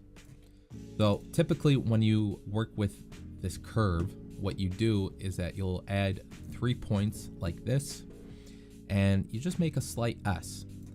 The reason why you make a slight S is because what you're doing is you're bumping up the exposure, and you're making those shadows a little darker. So it's a nice way to add a contrast boost. So just to show you without it, with it, without it, with it. You can also go into like adjusting each individual color. So like we just did a global adjustment, but like you could adjust just the reds, or the greens, blues. Go crazy with it. I wouldn't do that though. Usually just that global S. That's all you need, especially when you're working with video game stuff. Why is the reset all nodes and grids? There we go.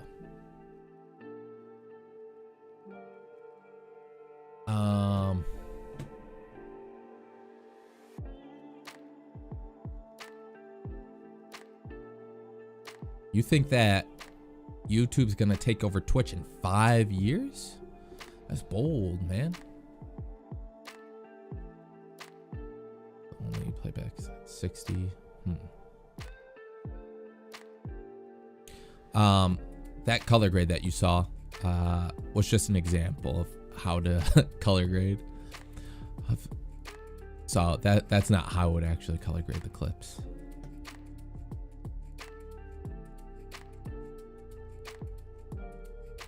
Never watched YouTube streams except for this one. Oh, grass. Why did I choose YouTube over Twitch? I have a following on YouTube. That's it. It's a lot. And also, I do think that YouTube is going to become a bigger player in the streaming world. You know, they're poaching a lot of the top Twitch streamers right now, and feels like every day they're making some sort of improvement to the viewer experience on as far as the streaming side of things go. But I think like right now, you know, Twitch is ahead of YouTube when it comes to streaming, but it's only a matter of time before they catch up. What's the background music? I don't know. It's random music that I found off the YouTube library and downloaded. Do I know anything about how to add subtitles in Resolve? I said this earlier, but I'm a Neanderthal, man. Anytime there's ways where you can export the audio and then you put that into a third-party software, and then it can translate that for you, and you can have, automated text. But for the most part, what I do is I'll just take a text plus node in the edit tab, drop it into a second video track or above the clip, whatever. And then like if I want it animated, I'll go into Fusion, do my animation with the transform node. So like if it pops in, something like this, up a little bit, bring this down a little bit, with the curve.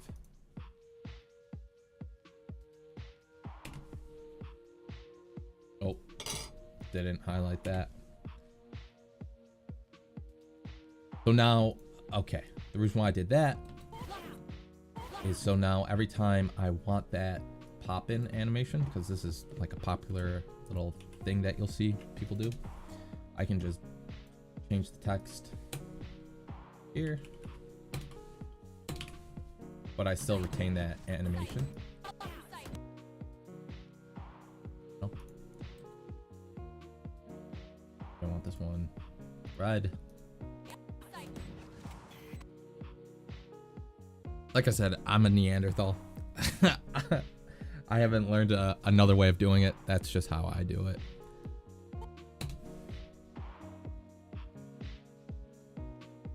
With like 20 keyframes later, I wanted to add softness to be clear. I used only outside softness and applied some of the start, but when going next frame, back to 0. Yeah, Max, the way you gotta add softness as far as nope, that's not what we want. We want this.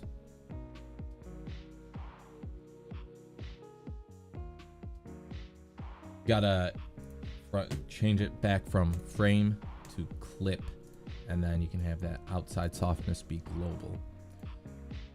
This frame is going to be obviously every keyframe, right?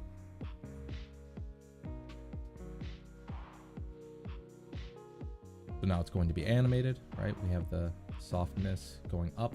I'll make this silly, so it's a little bit easier to see. But if I wanted it across everything, it would have to be a global thing. Change it to global. Now you can see it's still messed up, but that's because we have that other keyframe. So, you know, what you could do is try deleting it or starting over.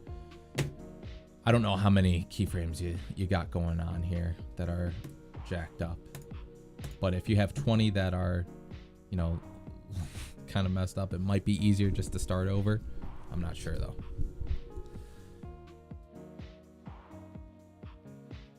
Should a noob use Fusion at the start?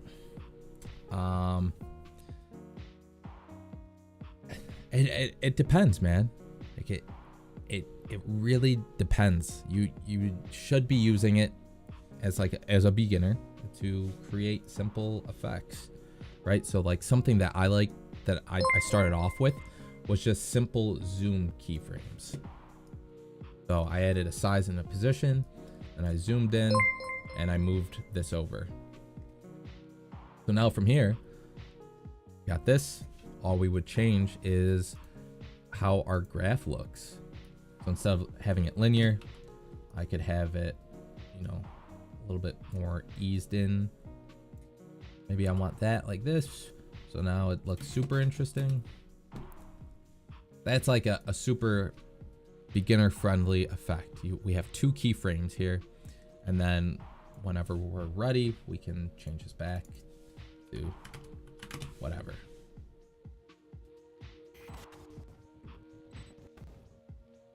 Super easy beginner effect. That's what I would start off with. Don't do any effects where you have to rotoscope things.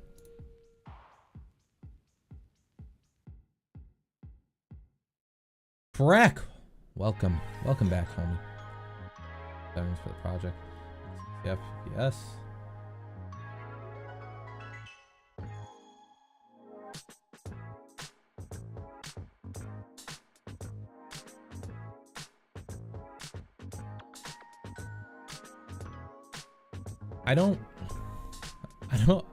I don't know what you guys are talking about right there, but as far as like the smoothness of 300 FPS, if your timeline is in 60 FPS, it doesn't matter what you do in Fusion, the video is going to be exported at 60 FPS.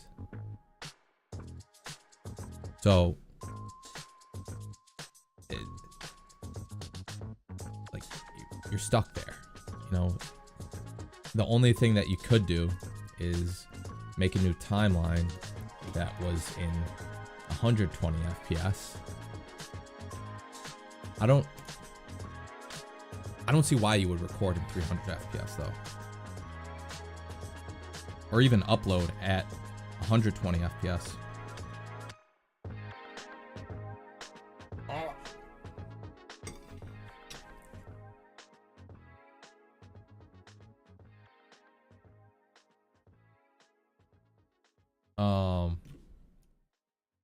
Sorry, I'm eating a muffin, man. Not the muffin man. I'm not eating the muffin man.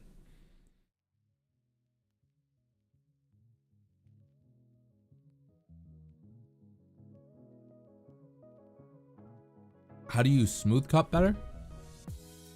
Smooth cut is okay.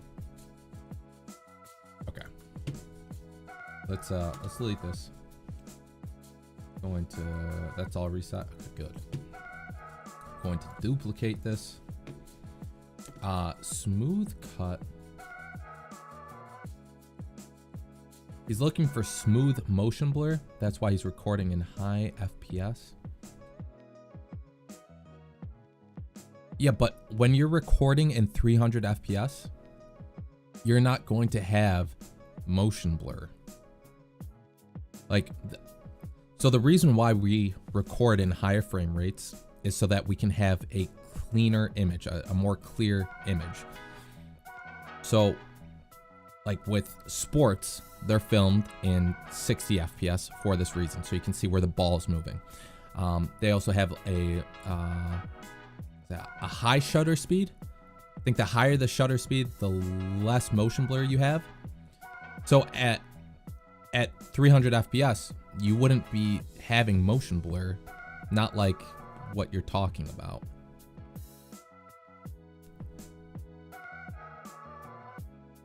And I'm assuming it's a video game that you're recording, so 60 FPS, you know, is adequate for most people. 90 to 120 is good for like montage videos because it gives you the freedom to slow things down without like optical flow or some sort of other retime process. Anyways, I forgot. Smooth cuts. Smooth cuts are oh, I don't even know why. Hold on, I shouldn't have even done that. I'm, like I said, I'm out of it. But smooth cuts, I don't know how to show this off. These two clips, it's not gonna work. Oh, I have a video. I have a video I can show.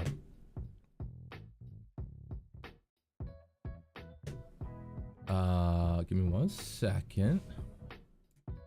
Can't play any of the music because I don't want to get in trouble.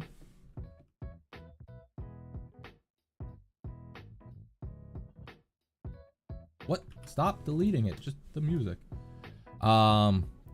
This right here, I used a smooth cut. Basically, it warps the image to fit the next one. So I only used it on the Phantom. I had two Phantom clips that I wanted to join together. And you can see we have this weird outline right here, and that's because it's warping the previous one to fit the next Phantom. And yeah, that's just what a smooth cut is for. Unless you're talking about like a smooth transition, then this is not what we're talking about. We do something else. That's just clever editing.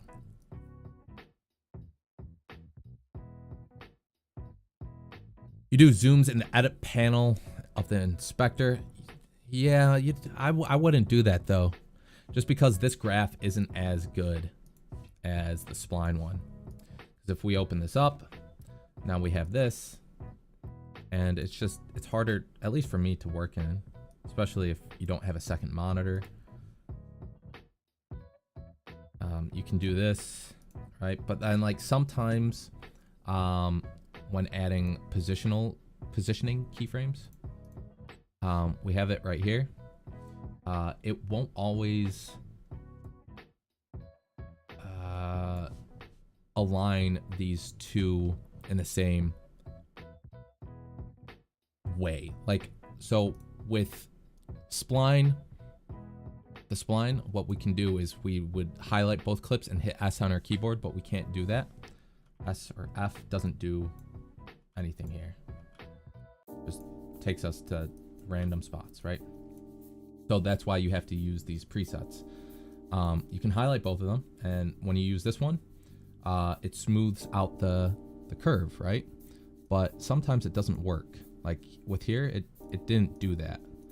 And here, it will do it. And so when you watch the video back, only the x-axis, or I'm sorry, only the y-axis has that ease in, ease out, and the x-axis doesn't. So now what you have to do is you adjust it manually for the x to try and fit it, and you can get it pretty close, but yeah, it's just adjusting the graph is a little bit harder in the edit tab. So, like I said, just start off with doing that in Fusion, man.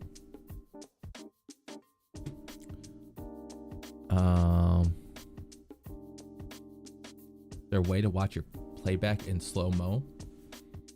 Slowly bring your playhead across everything. Sure there's a way that you could set the playback speed to like 50%, but yeah, I'm not sure. Why do you want to watch it back in slow motion?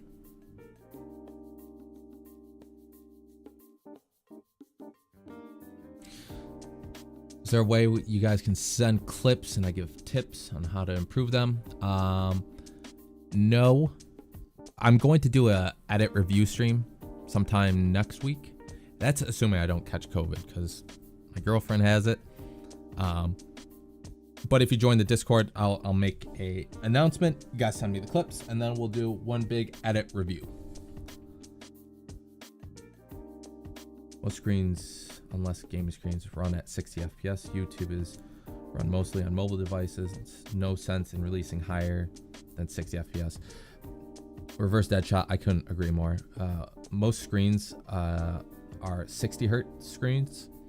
So there are some, like some phones have like 120 hertz screens. Monitors, you know, obviously if it's a gaming monitor, it's going to be at 120 hertz usually.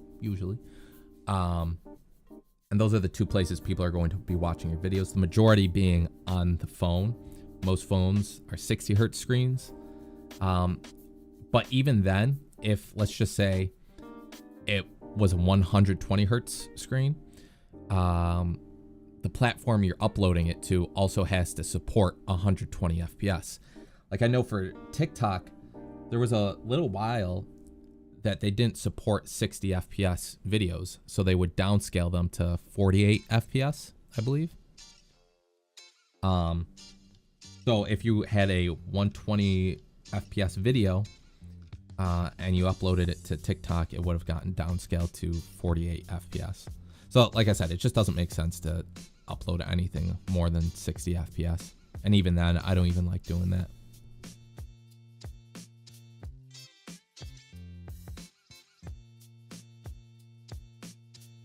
I'm talking about that only.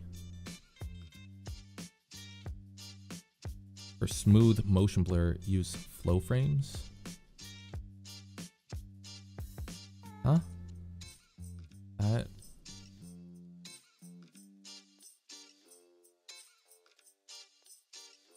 don't. What does that mean? Smooth motion blur.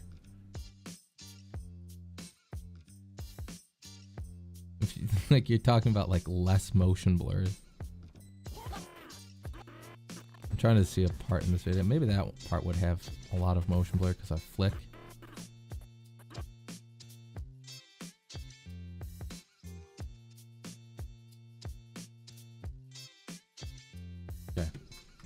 does. We got a lot of motion blur going on right here. Bring this down. Now we have less motion blur. Maybe that's what you're talking about. I'm not sure. But vector motion blur for video game stuff, that's how you do it. Optical flow and vector motion blur.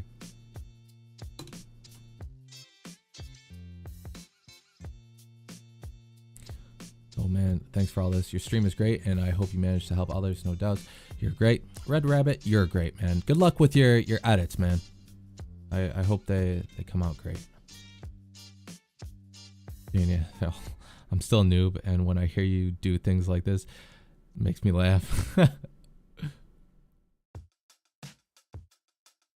Listen, man, like, I'm gonna keep it real with you guys. Like, I don't know what I'm doing half the time. I'm just trying to make something cool. That's it.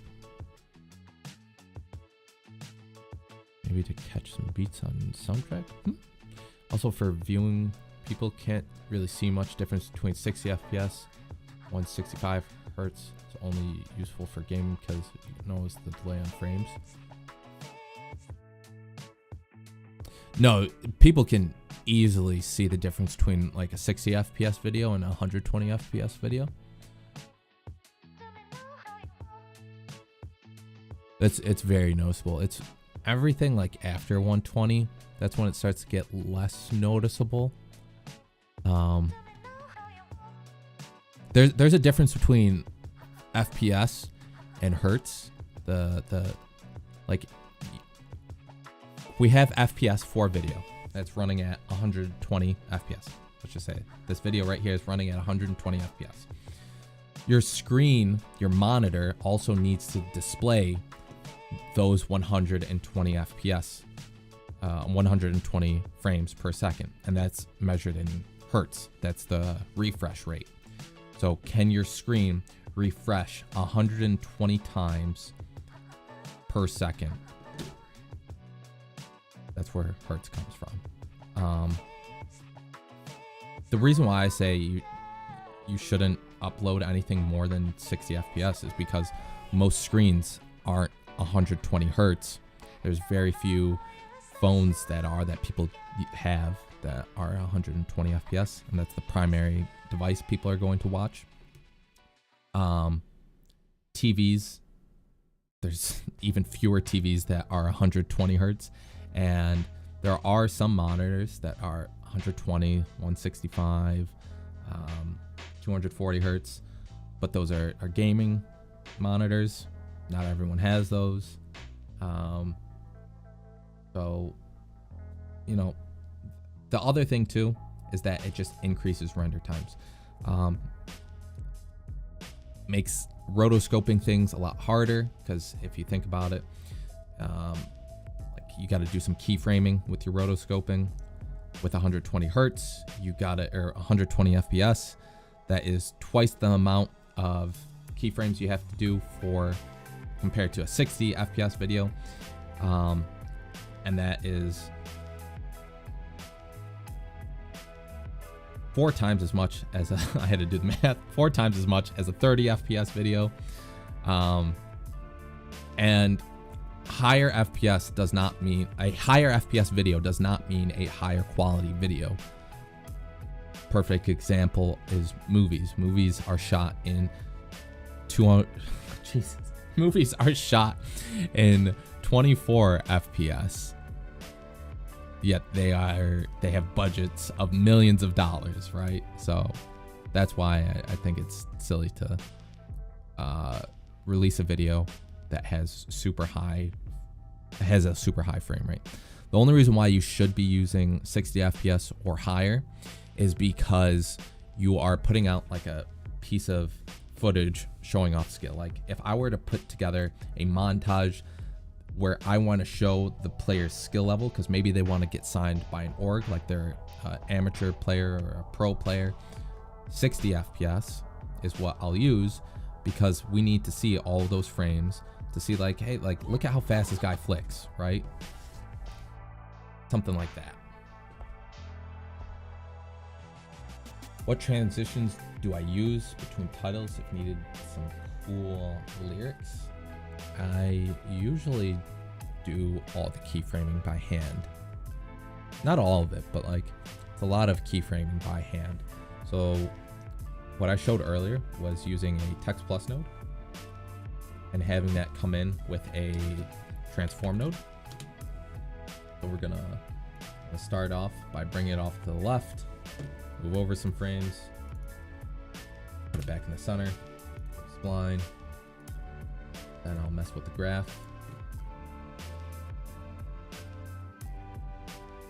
So now our text looks like that. This is typically how I do it. And then what I'll do is I'll just copy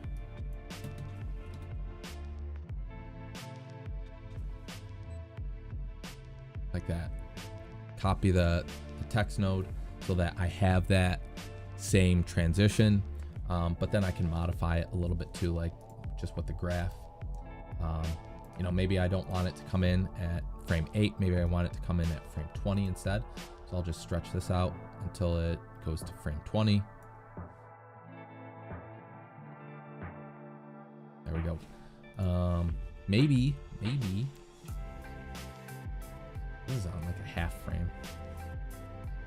There we go. Now we're on a full frame.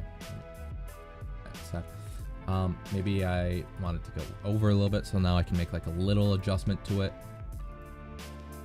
Maybe it goes back 0.5. Oh, wait, I can't do that. Oopsies. Still have that going on.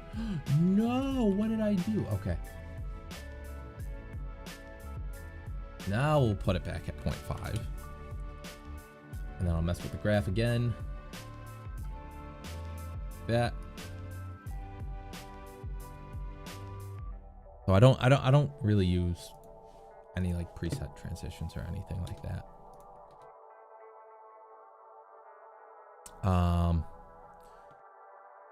How do you reverse a video?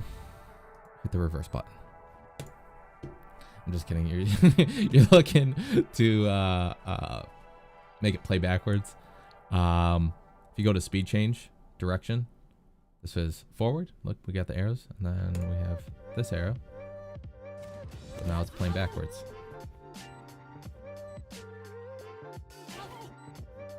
So that's how I do it.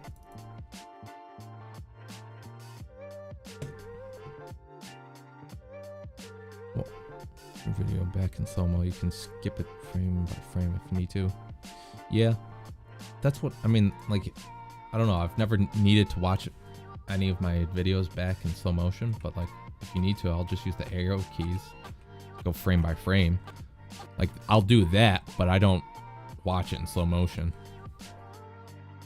Because realistically, like if I have an effect, if I want to see how the effect looks, I'll watch it in real time, and then I'm like, oh, wait a minute, something looked weird. I'll pause it, and then I'll go frame by frame, and then see like, oh, okay, you know, maybe the mask came off right here. But I always watch it back in real time, because if it looks good in real time, then who cares if maybe this mask is off a little bit right here, if it looks good in real time. You know what I mean?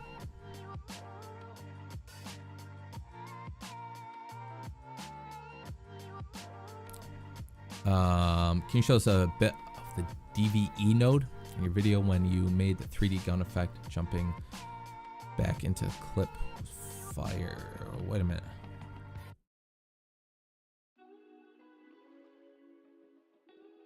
With the jigsaw tutorial, but I wanted to see the nuances of moving a clip rather than still image.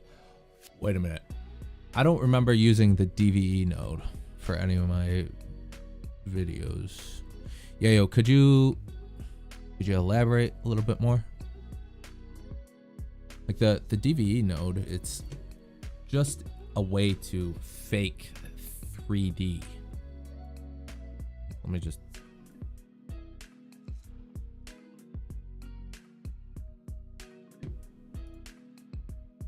I want this to stand out, so I'm just applying stuff here, and then I'll make this bigger. DVE, the DVE node, is just how you can. Oh, Why didn't it DVE? Now I can rotate it in somewhat of 3D space. But like I said, it's just how to fake 3D, because obviously if I go to 90 degrees here, we can't see it anymore.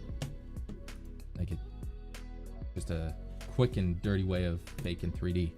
So I'm not sure of what 3D gun effect I made that you're talking about, but I can almost guarantee I didn't use the DVE node.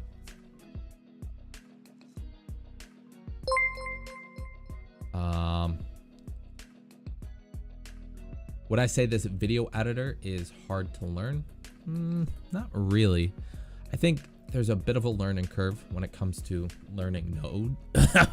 Oh, my mic messed up. I think there's a bit of a learning curve when learning nodes, but then you know, something will click and then it just all makes sense. Reverse Deadshot, thanks for stopping by, man. I know I'm behind on chat and you're probably gone now, but thanks for stopping by, man. I've been seriously thinking about switching to DaVinci. What was the Filmorama incident? Do I think it's okay to do a video in Premiere and then transfer it to DaVinci just for coloring? Does that make sense? I think a lot of people do that. DaVinci Resolve has the best color grading on the market. So, yeah, I don't see why not. What I mean is, if you Google it, most of the studies show that the average person cannot notice between 60 and 120 FPS. It's different with someone who often views 120 plus FPS. I don't know, man. I don't know.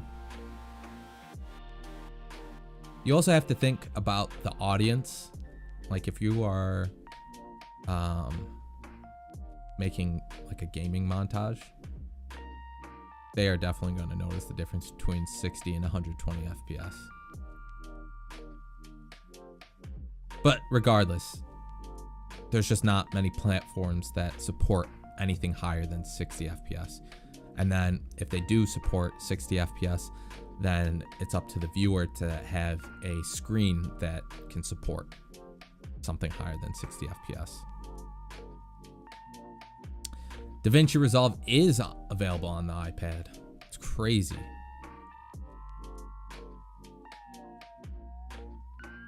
No, I know that Filmorama is a software. I know it's an editing software. I just don't know what incident he's talking about.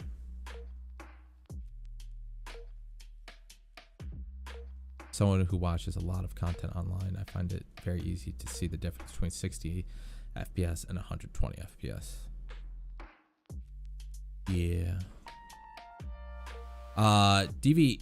Yeah. Sorry, I just saw Bullet. I just saw your comment. DV does kind of give it 3D space, but not really. Like I said, it's just cheating 3D. Yeah, yo, what's the effect? Can you post it in the Discord maybe? Cause like I said, it's not DVE, but I can pretty much guarantee, like anytime where you've seen, like maybe I put text on a wall and it's like tilted like this, it's usually the corner positioner. That's the effect that I use. But I don't know what you're talking about.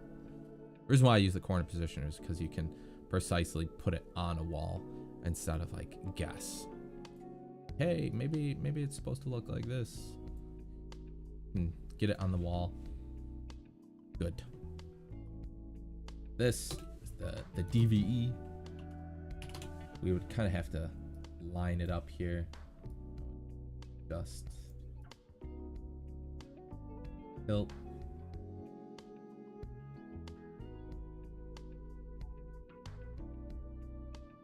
It would be it's difficult to do.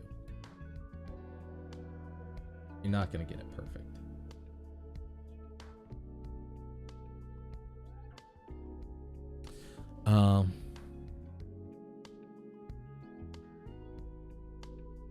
$120 FPS is 2 times more work with the things that you do manually. It can be up to 4 times, because I always work with 30 FPS. Not always, but like for the most part, my timelines are always 30 FPS. For the most part, my timelines are 30 FPS. Jesus. So imagine having to keyframe 4 times as much. That's crazy. You're an After Effects boy. We also have a feature like that, like DVE. Motion tracking by hand is a pain. That's why I just don't do it. No, I take that back. I do it. I do it actually. I made a little short of a couple kids that I met playing in Valorant, or playing in Apex, and I blurred out their names, and I just found it easier to do it by hand than try and put a tracking node on it and get a good track out of it. It was just a lot faster to do it by hand. But that's the sort of stuff that I'm talking about where like I track by hand. If I can't get a good track with it, with like a tracking node, then I'm just either not going to use that effect, like the idea that I had, or you have to reshoot whatever you were going to track.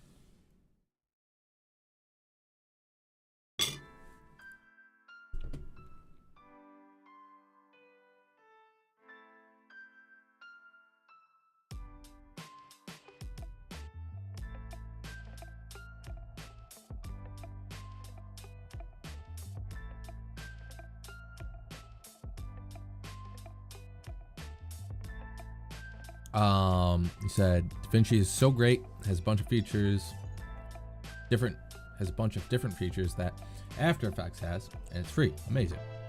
Also, the paid version has more features, right? Correct. One of the features, I'm always talking about it. It's called Magic Mask. It's basically the Roto brush in After Effects. It's a great tool. I'm sure that there's other things that After Effects has that the studio version of DaVinci has, but it is Roto Magic Mask. Saves so much time. Can I show you how to change tracking points so it's in the center? What do you mean? Are you okay? So before I like, if you're using this tracking node, the regular motion tracking node, I don't know what you're trying to track, because like if I'm trying to track this wall, I'm not going to use this tracking node. I'm going to use a planar tracking node. Draw around the wall, and now I have a bunch of tracking points, right? But like let's say your this tracking marker came off the hand, and like on this frame it just shot off. What I would do is I would just pause the video on this frame, put it back where it belongs. I hope that's kind of what you meant, but again, it kind of depends on what you're tracking. Am I editing for myself or someone else's footage? I'm editing for myself. It's all my footage and whatnot. It's not, I'm not making a montage right now. Just kind of answering questions and showing off features and whatnot. DaVinci Resolve is going to take over the editing sphere. I think so. I think it's going to maybe not take over, but definitely make its mark. Light a fire under Adobe's. Right now, the Adobe just has a chokehold on the editing market, and DaVinci is slowly becoming a strong competitor. I don't know how to call it, you make object and there's an anchor point, allows you to change the entire object, change point.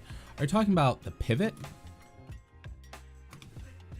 So like right now, if I were to spin this video, you can see it's in the center. But if I change the pivot, put it off to the right, now it's pivoting from there. Rotating from there. Is that what you're talking about? Raven asked the question in Discord. The clip.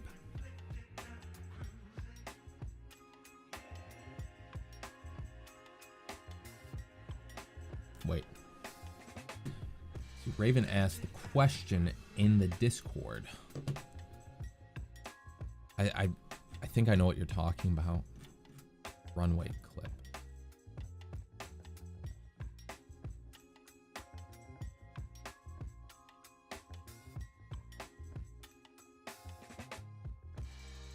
(25 to 26 seconds).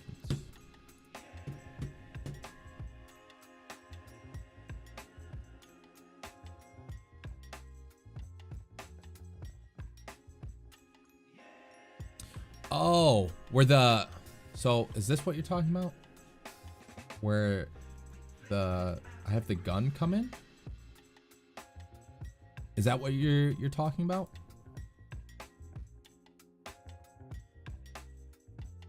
Don't play that.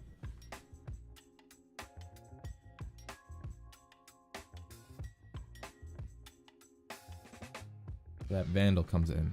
Is that what you're talking about, Yayo?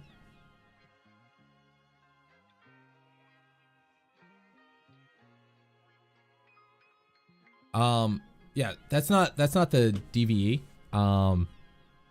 What I did for that, and I mean, you I guess you don't have to, like if you wanted to, you could rotoscope, but if you go to split, oh, you thought the DVE was rotoscoping. Gotcha. No. If you go to split or ascent, there's a green screen that you can use, and then you just key out the green, and then you have a perfect rotoscope. I mean, you're not really rotoscoping, you're keying, but that way you don't have to do any rotoscoping and everything's going to be perfect. If you wanted to, like maybe you have the footage already and it's not what you want to use, what you could do is use the magic mask tool, and then you just draw a couple lines, or go to a website called Runway ML. The reason why I wouldn't use rotoscoping is because it's not perfect. You can see we have a little bit, you know, stuff going on there. Kind of missing some stuff here. You know, there's just, no matter how good your rotoscope is, there's going to be some cleanup that needs to be done. So I would just use the green screen trick. And then all you do is you have that animation start, you'll pull it out, so it's all nice. That just a roto with some transform? No, it's here. I can make something like it real quick. Could really just get a video of it.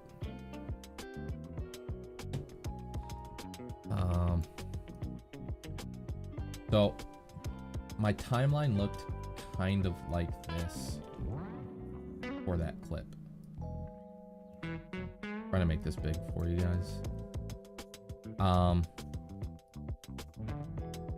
So I keyed out all this green.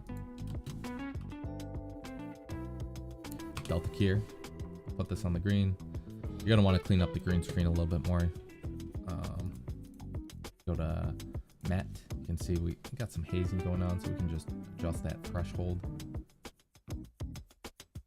Oh, forgot. Got to change this back to final result. Just keyed out all that green, and because the vandal was getting pulled out, I matched that to where in the next clip we had the vandal, and then I just cut it right there. Maybe it was like whenever that video came in. I think what I did for the video itself was I added some lens distortion and I keyframed it. Oh, like that. And I also has to be set to 0. Right? So we have that, the warp, the distortion. I think I also added maybe some zoom blur. Size keyframe. And then another size keyframe. Something like that. Where it was super warped. Although I didn't use this lens distortion. I think what I might have done is there's another node. Let's first add those two size keyframes. So we're gonna start at 0, move over a little bit, bring this up to 1. I think type in lens. Nope, that's not it. It's the other one. Lens distort. You can change the lens distortion model to PFT. And that's how I got it. I think that's how I got it. I can't quite remember off the top of my head. But I think you can change this to like a ridiculous amount.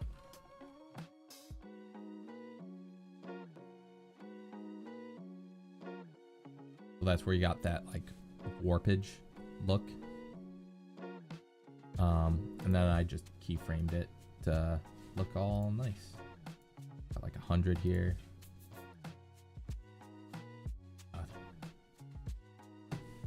Set it to 1. Is that default level? No. 0. That makes sense.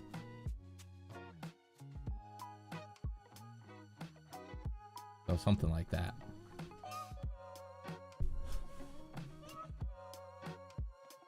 How do you make the object that you connect to the tracker to move smoothly? You have to have a smooth track. You want a smooth track. You have to find something that's easy to track. You know, if there's a lot of movement in your video, you're kind of bit out of luck. Like there's nothing you can do. But there's some settings that you can change. If you change adaptive mode to best match, and then you bring your match tolerance down, that will give you a smoother track because it's not going to use all those jittery movements. So that's one way to do it. You could try stabilizing the footage maybe if it's really shaky, and then tracking that and then putting that on your footage. But that's just kind of a workaround. Yeah, but like realistically, the best thing to do is to track something that moves smoothly.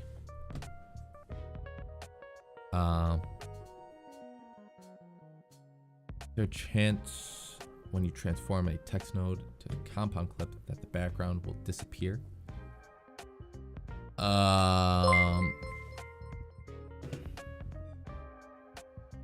Shouldn't. So you have a text node and you converted it to a compound clip. Oh, I know why. I think I know why. Convert to compound clip and our video looks fine, but then when you rendered it out, it didn't look good. Or did you render it in place and the background is now like something else? I think you just gotta elaborate a little bit. If you didn't have a green screen of it, would you mask it by hand or roto? I would use some sort of AI rotoscope tool like Magic Mask in DaVinci or Runway ML. But then I would probably clean it up by hand.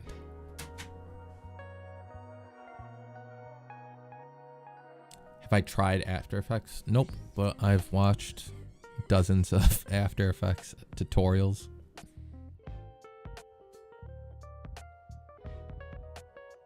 Favorite gaming editor on YouTube. Relearned, and in the process of practicing so many watching decks. Hey. How do you reverse a clip? Scroll down in your inspector to speed, direction. We're going forward. Let's change it to that backwards.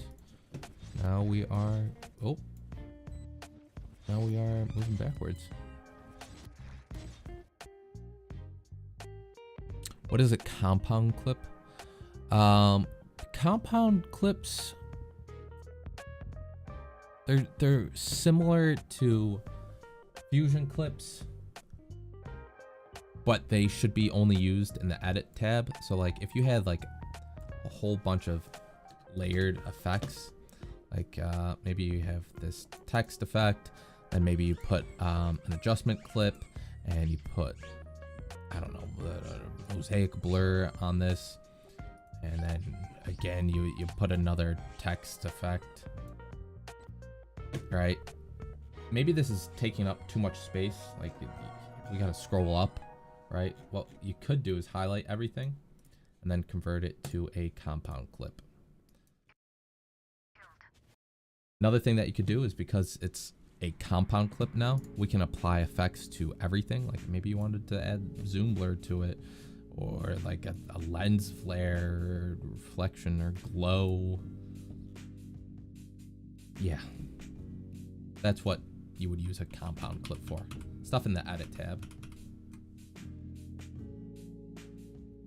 And you show us how to make power bins. I don't get it. Oh, power bins, they're that's the stuff. I don't use power bins, but that's where you would have like stuff that you would use often, like media that you would use often, correct? That's what you're looking for. I remember talking to 2 people about it, and they're like, you need to use power bins. I was like, oh yeah, that sounds cool. And I never did. The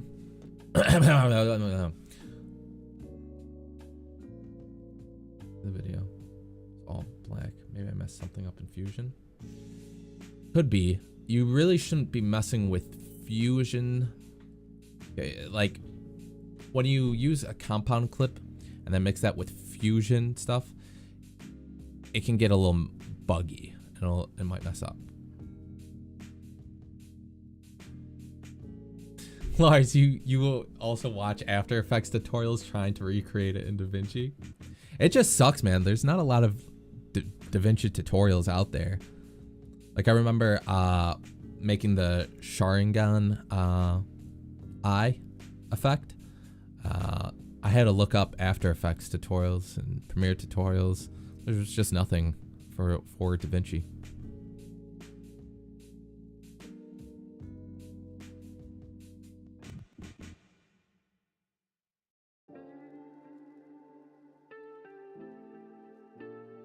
Wait. Does DaVinci have velocity-based speed ramping? Or is it more like After Effects with time remapping? What do you mean by velocity? Like, you're talking about like where... Because usually... time remapping and velocity get interchanged a lot.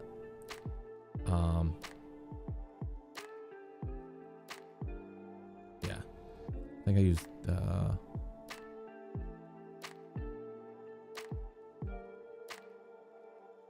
glow effect over a compound clip. Now the background is black.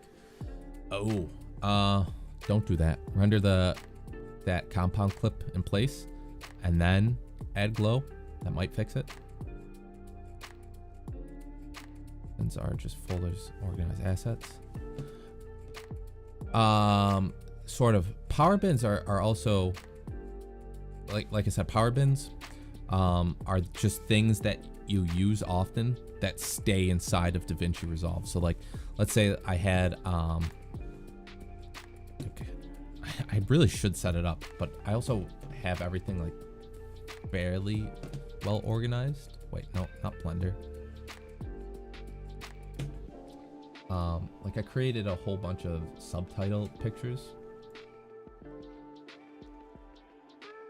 So like, let's say I use these subtitle pictures a lot. I could have this in a bin, and this bin would be in every single project, and that way I don't have to open up the folder that this image is in. I could just locate the bin in DaVinci and then use it. I don't know how to set up power bins. Like anytime I say this, like I don't know how to do something, there's tutorials out there, man.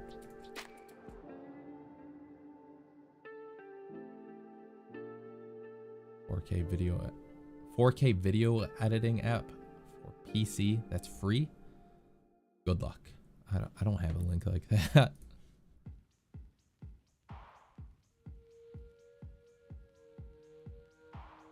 Kind of Fusion stuff if you want to save.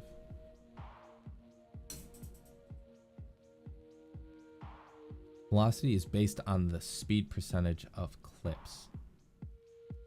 It is more like speed based or time based.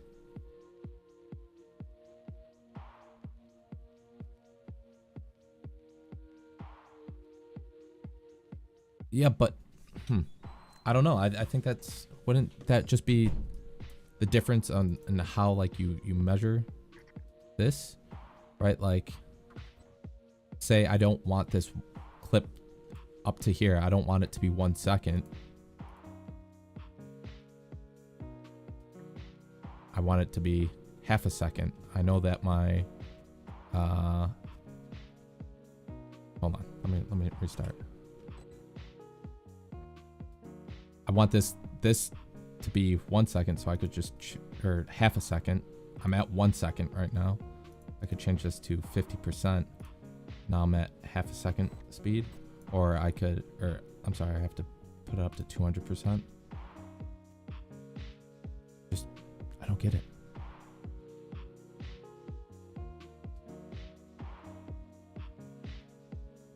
Use edit page for speed-based Fusion for time-based?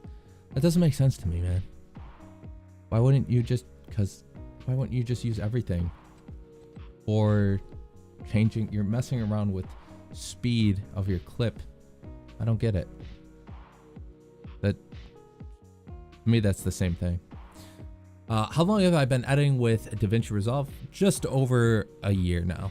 I think I made like my first video in November of last year.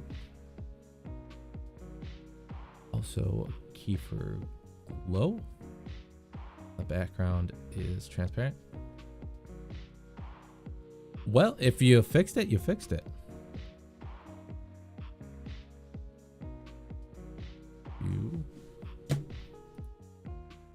And there's no power pin.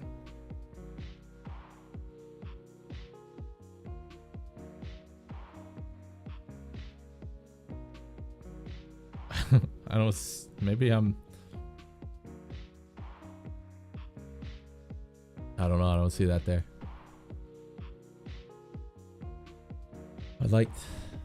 Want to save, let's say, color presets or fusion presets. Is there a way to do it? Yes, there is. I tested this out in Discord. I made a little color grade for everyone to use. But let's just add a little color grade here, okay? I'm gonna do something silly, okay? Got your color grade in, and it's super awesome, and you like it. And you want to save this color grade for other clips and other projects. What you can do is you right click it, you grab still, you go to gallery, and now you have a still image of your clip. And just to show you another thing, this second clip, let's say it didn't have the color grading, but we have this still, right? So here we have the color grading, no color grading. Oh, color. We have this still. Well, if you middle mouse button click it, boom. Now this clip has the same color grade. So we could easily apply the color grade to other clips like this, but again, like how do you save this for other projects? All you have to do is you right click and export. You'll get a DRX file. And now what you can do is you right click somewhere right here and you go to import, and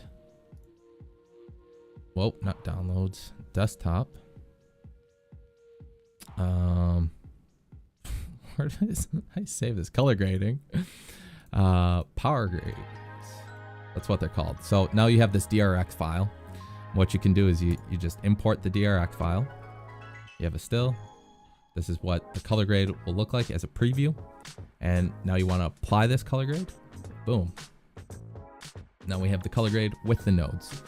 Another cool little feature is that if you want to use this color grade for like every project, right?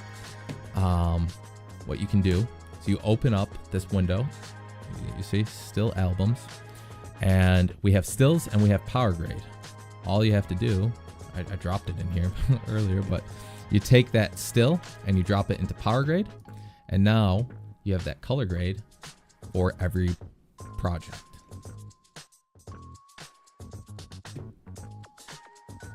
So that's a cool little hack with saving Fusion presets. I can't remember exactly how it went, but I think you want to just bear with me for a second.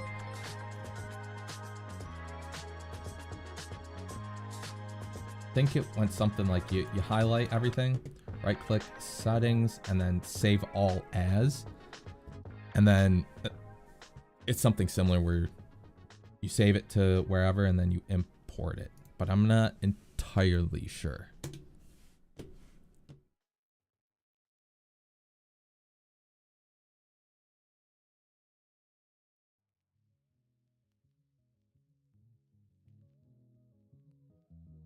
How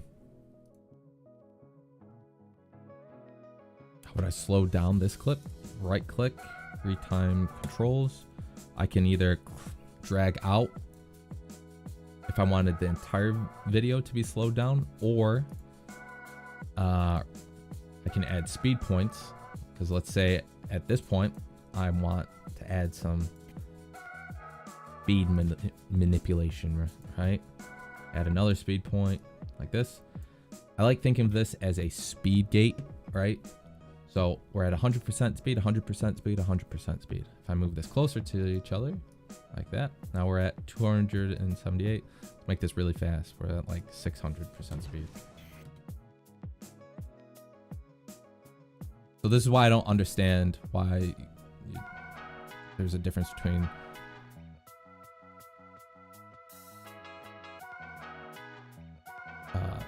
this still doesn't make sense. Of velocity manipulates the speed of a clip, whereas time remap manipulates the time. But when you manipulate the speed of a clip, you're also manipulating the time of it. That's what I'm not understanding, I guess. Because we're at 5 seconds. Reset to 100. Reset to 100. Oh, let me just delete this. Reset to 100. So before we had a 5-second clip, whereas the original is a 4-second clip. So I don't understand the whole velocity is about speed and time remapping is about time thing.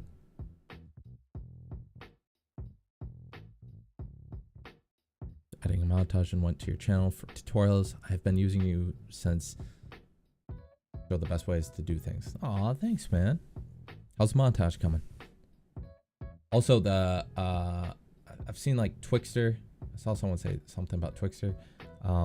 That's just a plugin to help change, make smooth slow motion, right? This is very choppy looking.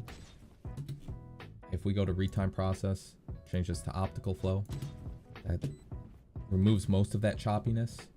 If we change the motion estimation, I'm not going to change it to speed warp because that can slow down your computer a lot. I'm also going to turn on my render cache so that way it runs smoother.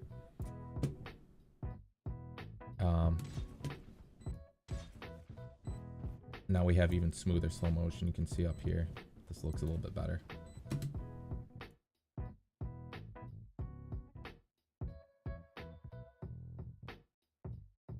same thing. You got to choose the length. You want the clip beforehand, and you can play around with the spline.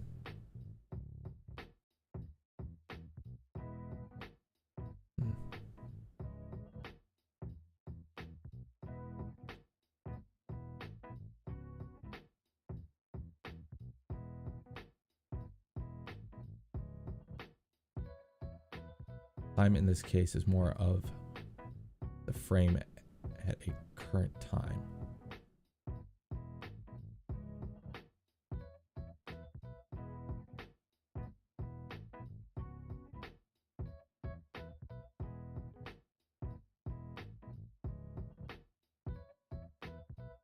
I don't. What? Okay. This is. I'm just trying to figure it out. That's all, guys.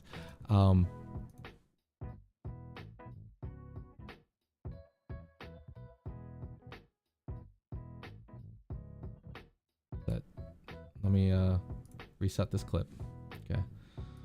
Playback. I don't want my render cache on.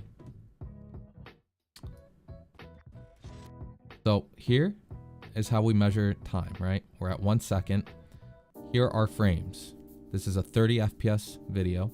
We're at 28 frames 28 at 30 FPS. 1 second in, 28 frames. So that means when we move over 2 frames, this is going to change to 2. Now we're at 2 seconds. So this is frame 0. I mean, if you wanted to, you could figure out the number of frames. It would be 60 frames. The 60th frame in, I add a speed point. The speed point is at this frame right here, at frame 60. If I bring this to the left, frame 60 is now at frame 30 because we are at 1 second in at a 30 FPS timeline.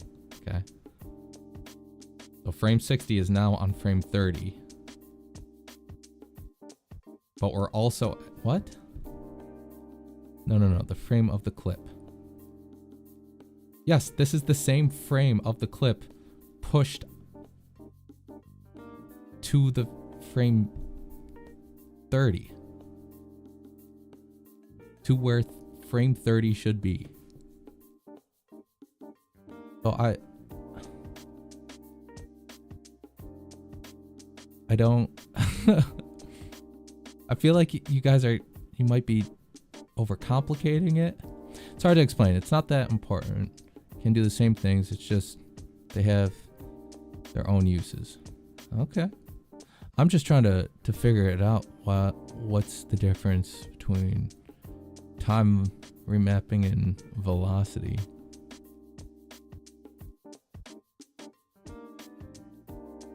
I can also take, again, this is frame 60 that I moved to frame 30. I reset this to 100.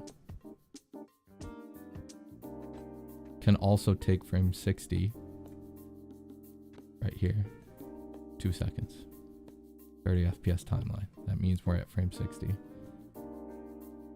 I can put it at frame 90 by going 3 seconds in.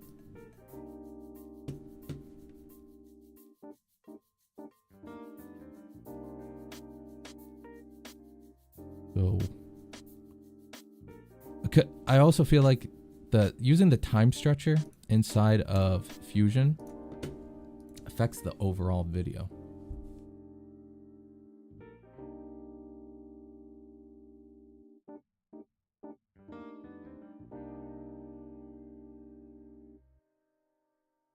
Wait, for example, if I want to sync a shot timer map, I just put a point on each shot and drag it to the beat.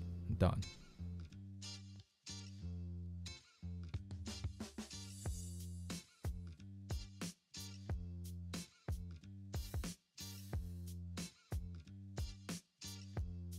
Okay.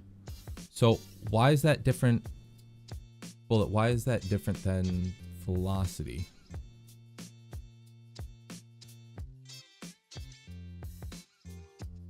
You have an issue when you render your videos, comes out with black bars horizontally and vertically, even though the video on the timeline does not have them.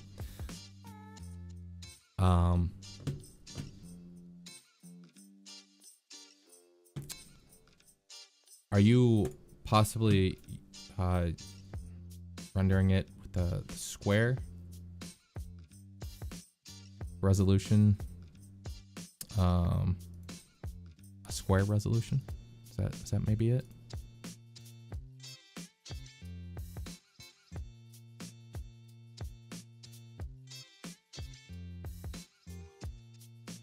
But if you want speed based, use the retime curve and edit page. If you want time based, use time structure and fusion.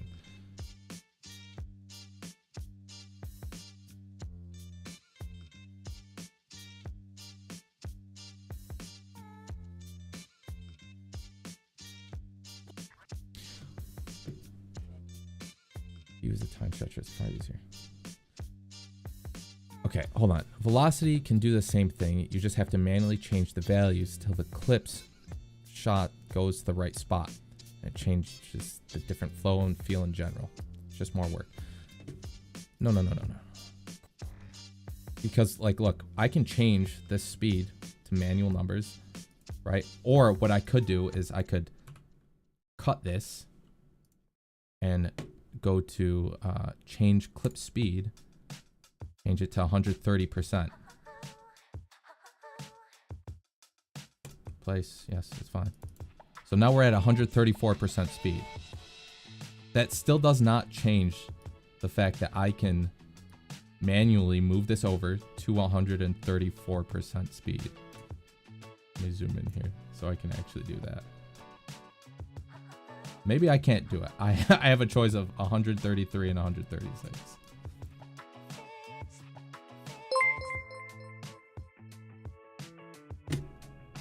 Add a keyframe here, maybe.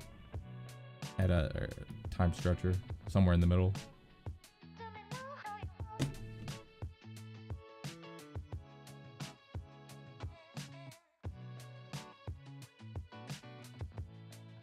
So I don't know. I guess I'm just like it. I understand it's two different workflows, but it's the same thing.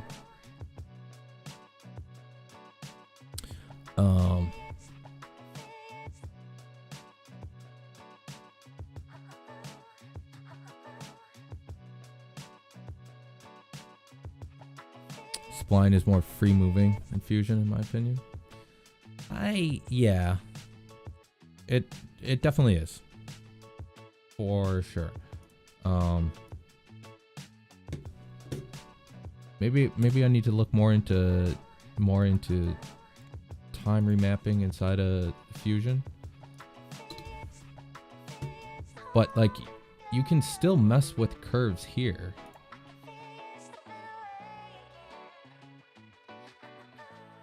Retime curve. You scroll down here.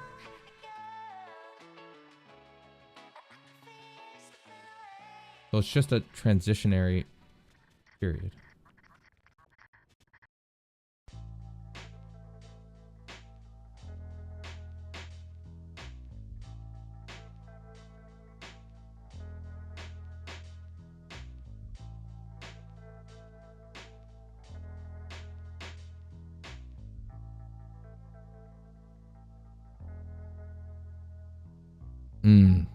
Lars, I see what you're saying using that.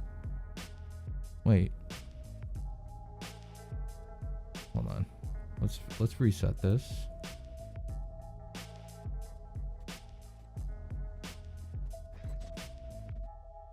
Okay.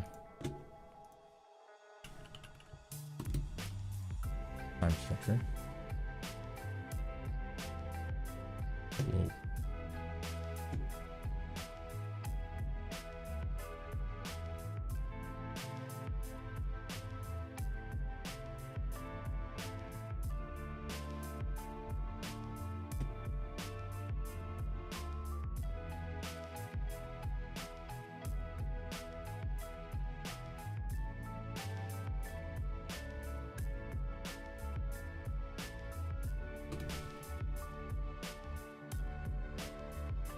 Are you guys using time speed or time stretcher?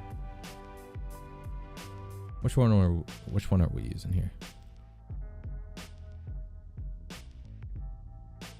Oh wait.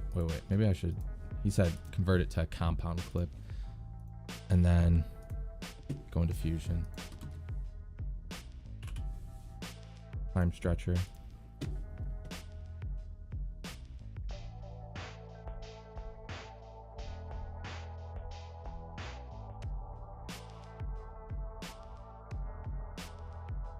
So are you adding a keyframe here where to, what is it, 80 or 43?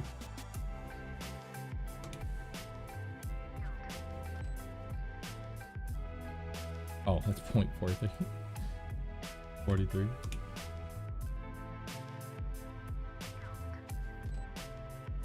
What?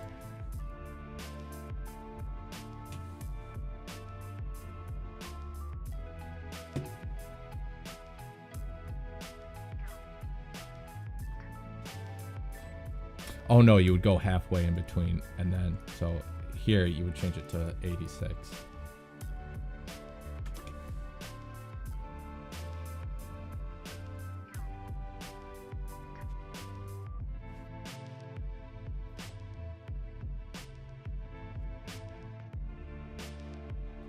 The playback is not very good.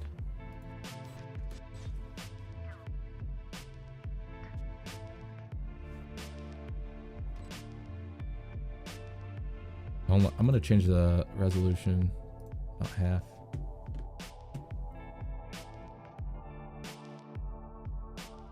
Oh god, it's gonna crash.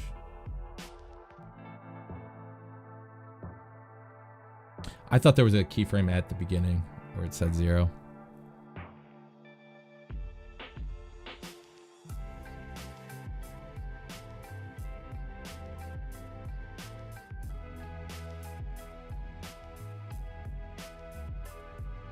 I'm just trying to understand this workflow right now.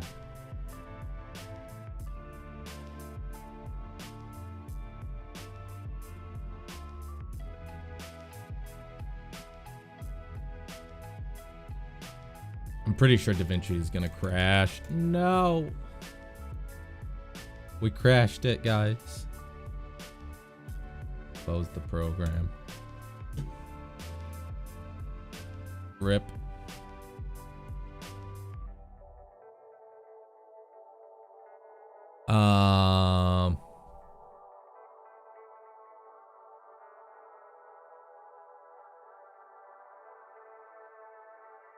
Nope.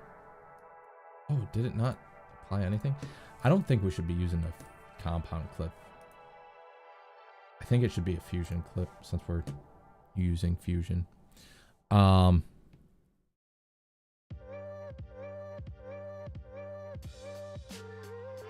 stretcher.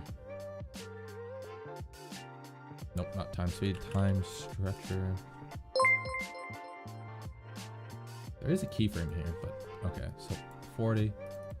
Make this 86. Going to bring not that. Can I not go?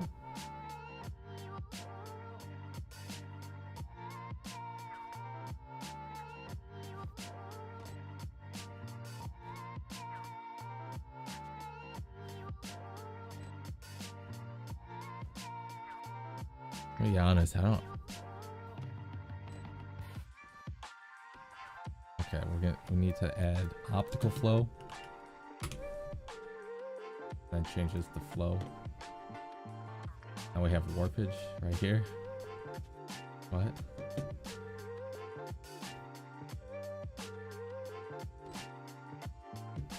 That is. So I see why you guys are saying you do it like this, because now we can go into the spline and mess with it. But the playback here is awful. Clamp edges, maybe that will help. And even then, we're speeding things up here. So like there shouldn't be any problems with warpage where you need to add optical flow.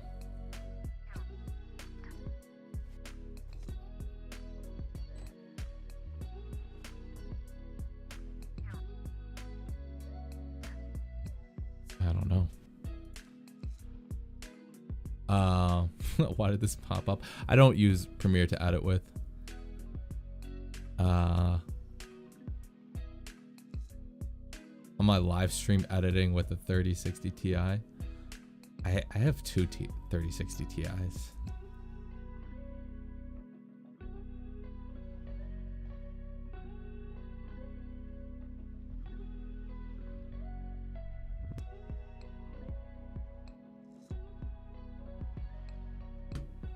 To be honest, I've never done any sort of time remapping velocity like this.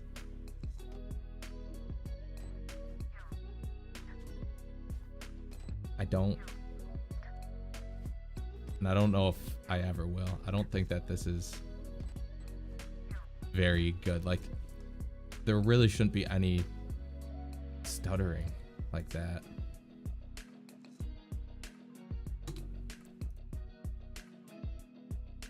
I mean, this is obviously a simpler version. But like, whoa.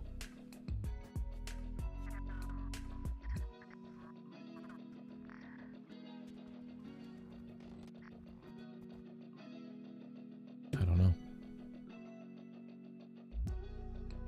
Personally, I wouldn't do it.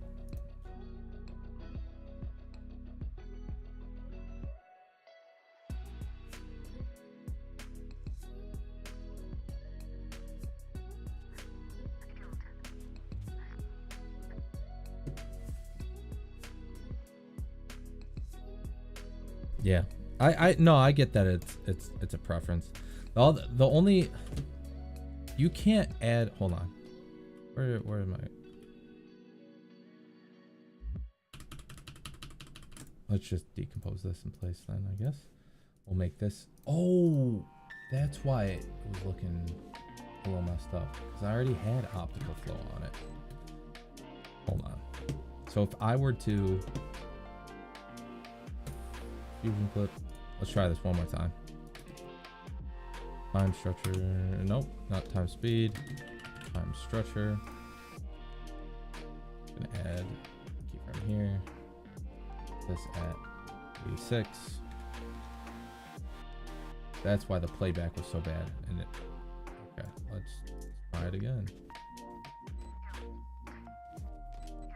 Okay, this makes a little bit more sense now.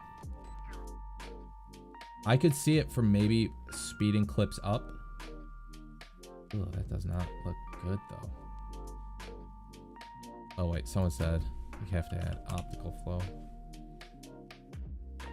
That looks a little better.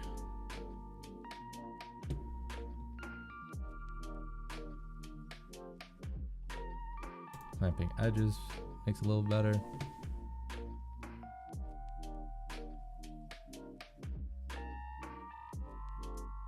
Maybe.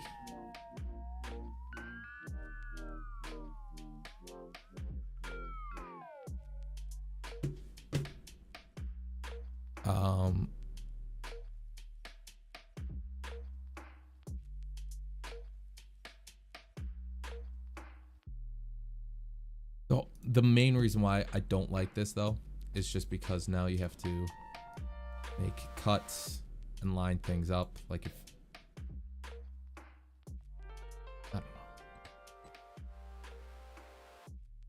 you had another clip that you were trying to add this to, you had to trim that clip down, move it over. I don't know. I don't know if I would use it, but like you guys said, it's all about preference. I could see it for speeding things up, but not slowing things down.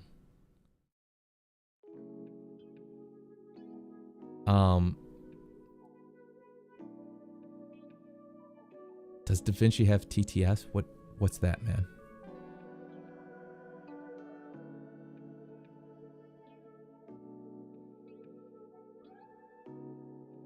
you want to slow it down, change the...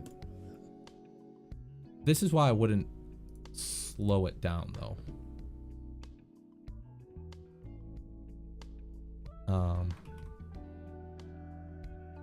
We were to slow this down to something like that, or text to speech. Oh yeah, text to speech.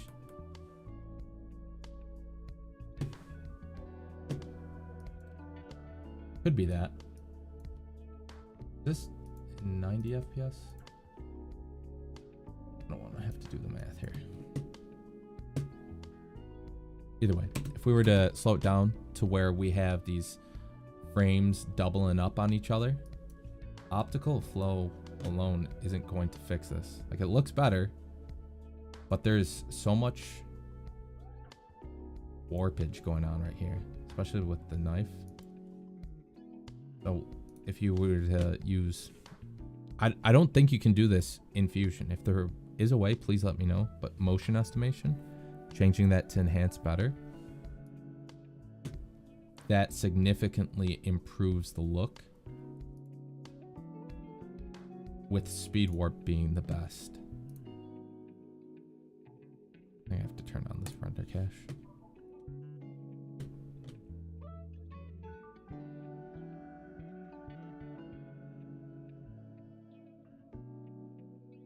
Maybe it won't work. I hope I didn't crash it again. Play!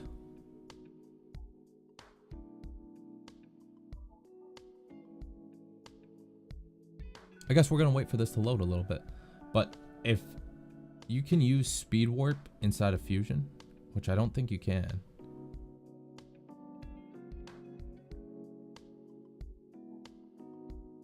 Yeah.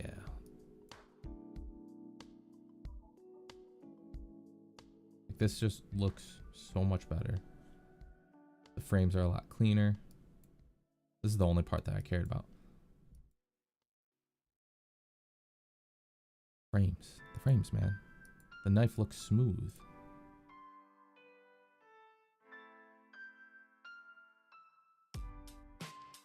It looks like it was recorded in much higher FPS.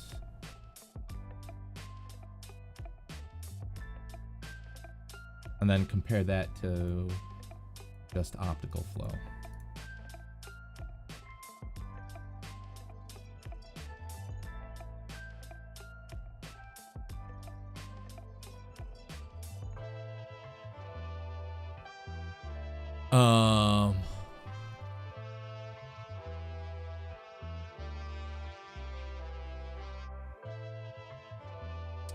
Yeah, you kind of need, I think the minimum requirement is 16 gigabytes of RAM, but you kind of need 32 gigabytes.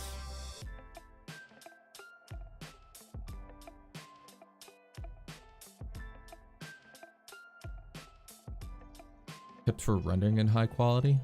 I just use the default render settings, man. I've talked about this before, but you really just have to have a high quality video.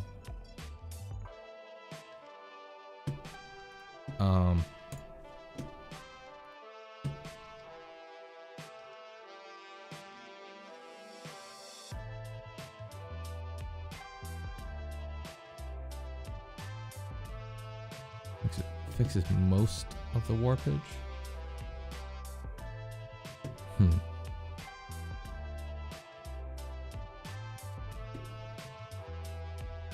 Wait. If your clip speed's at 200%, you really shouldn't have any warpage. Because you're essentially cutting out frames.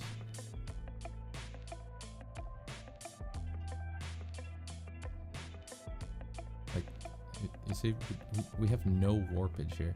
It's only when you introduce optical flow that you'll start to get warpage, because it's trying to simulate motion blur. I don't think we'll get it though.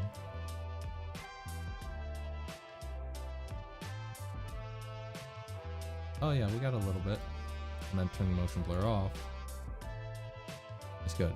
When you speed things up, it Shouldn't do anything. Shouldn't distort the frames. Assuming we're using video game footage. How did I get that last clip, that last video to 4K? I had to upscale it. You can do that in DaVinci Resolve, but you have to have the studio version. So if you right click and then go to clip attributes, you can use what's called super scale. Right now it's set to none, but if you want it in 4K, we have a 1080p video. So to get it to 4K, we would use 2x, 2 times resolution, and then you would just set the sharpness and noise reduction to whatever you want. The thing is that you also have to use a 4K timeline.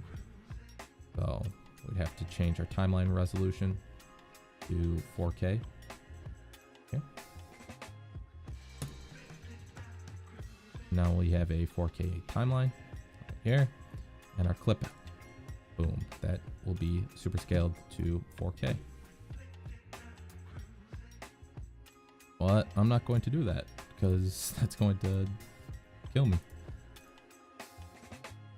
I typically, like, I'll make the entire video in 1080p and then I'll upscale it to 1080p. Only with Studio? Yeah. I'm sure there's a free software out there that can upscale 1080p videos to 4K. But I don't know if any.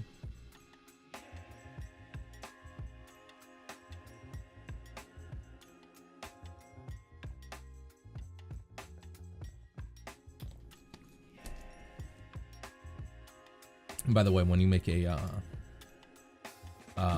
4K timeline, so we have that 4K timeline. We were to drop a video on it, right? We were to go to the deliver page. It automatically, that resolution gets changed to 4K, matches the timeline. So again, I don't mess with the render settings at all.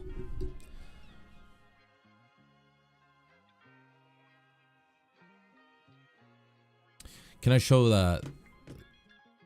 You want to see the speed graph things? Okay. I think that's what you asked. Add some speed points here. Oop. Add speed point. We'll slow this part down, or speed that part up. We'll slow this part down. Now we're going that fast. There we go. Right click, retime curve. Now you have your graph, and you just click points where you have your speed point. And then you have this button right here that changes the speed, the graph.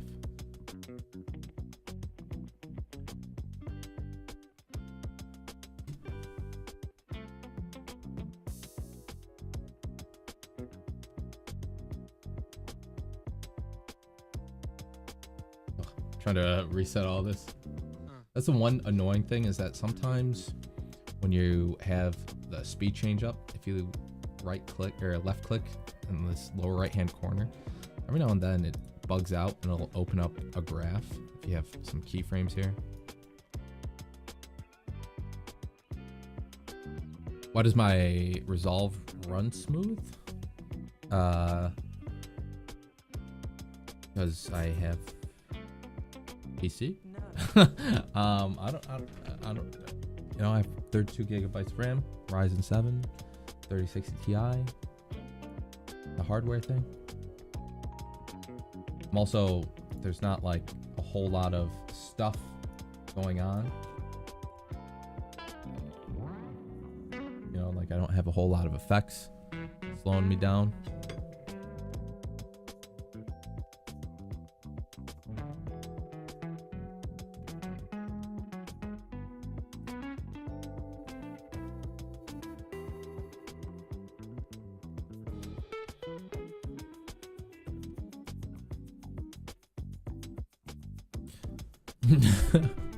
14K. I didn't want to say it. You did.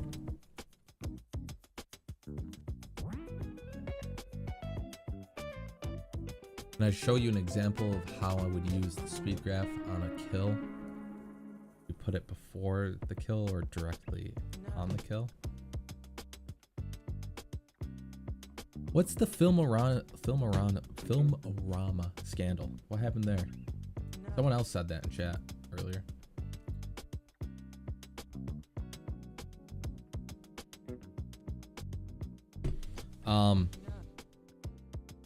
Real admin, it just depends on the video, how I would use it.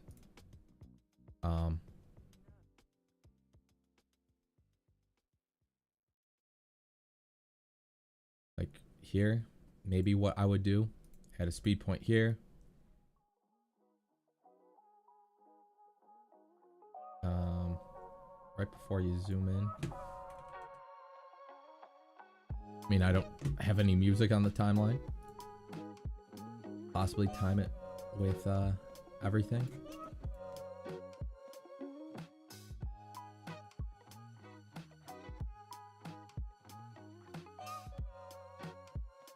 You can slow it down here.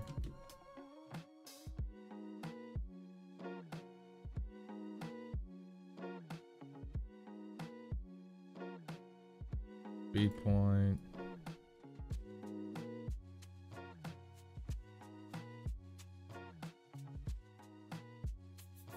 Oop.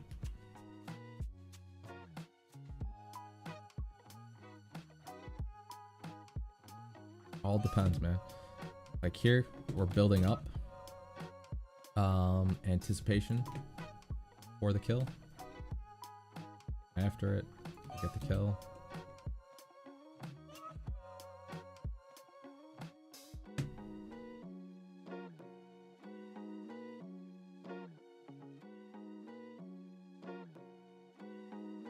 Another speed point.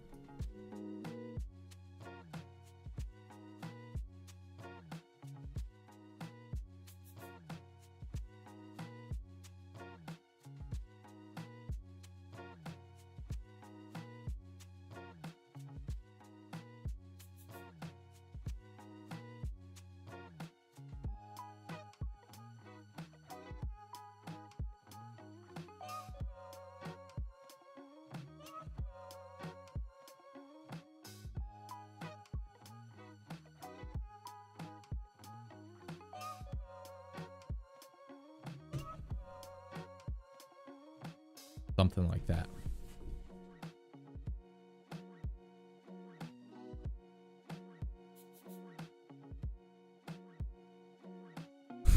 What editing technique would I recommend for your family to love and respect you?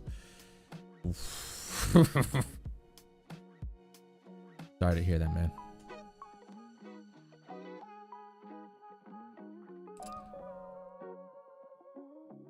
Built a new PC yesterday. Went from a Ryzen 5, 1650, 16 gigabytes of RAM to Ryzen 7, 3070, and 32 gigabytes of RAM. Dude, so much better.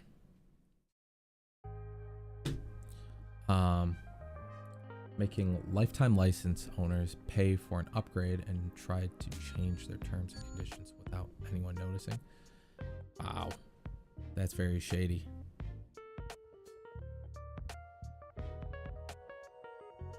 I don't know. Wait, so like the lifetime license owners, they just had to pay a one-time fee, right? And then they were entitled to all future upgrades. And then now they changed it so that you have to pay for X amount, X upgrade or whatever.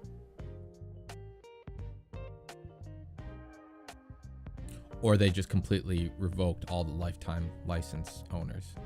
And I guess the follow-up question is, after all this backlash, are they upholding the lifetime license? What are my editing plans today? Nothing in particular, just showing off stuff in Resolve, answering questions, things like that. It's kind of hard for me to edit montages on stream just because the music that I like using is always copyrighted, so I don't want to get in trouble. And then people like asking questions like, hey, how do I do this? How do I do that? And I love answering them. So the progress that I make is very slow. I had one stream where I played some Valorant, then spent the next like 3 hours editing, and all I did was get a rough cut done. Like, and it wasn't even like a rough cut, like the entire rough cut. It was just the beginning of a rough cut. How would I use the curves with it? As I see fit. You know, maybe something's just, I don't know, man. Typically, like when you are like right before or right after the shot, I want this to sell impact, so I'm not going to use a curve here. I know that for sure. So like that's the only guidance I can give is like, if you're trying to sell impact, have some more erratic movement. You don't want this to look super smooth. You want it to be like a punch. So I wouldn't use a curve there, but maybe for like this other stuff, I might like here, curve, and here a curve, here a curve, there a curve, everywhere a curve, curve. Well, it might look something like that.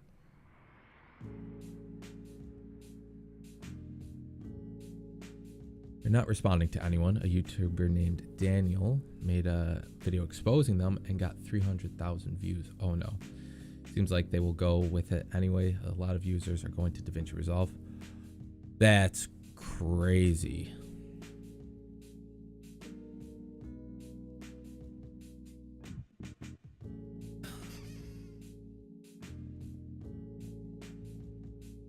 How would I add, oh, I don't know what I did there. How would I add camera shake? Hold on, let me get rid of this graph. I'm gonna keep the speed changer open. So I would add a adjustment clip, because this way I can easily slide it over and not have to really mess with too much keyframes. Or too many of the keyframes. So we want to start with the first one. This is where I shoot, right? Snap that. Come on. Okay. I would grab the camera shake effect, drop that on. Speed scale. We're gonna see what this looks like without any motion blur. Add a motion scale. Move over some frames. Probably right here. Make it 0.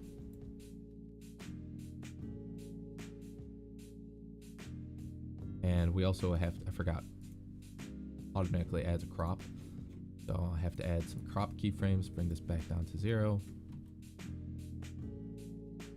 So when it comes to like motion blur, camera shake, and you're struggling to get shake that looks good, and you're saying that you don't want it to look over the top, what my suggestion is, start off at this value, right? Motion scale set to 1, speed scale, bump that up all the way, and just gradually increase your motion scale until it looks funny.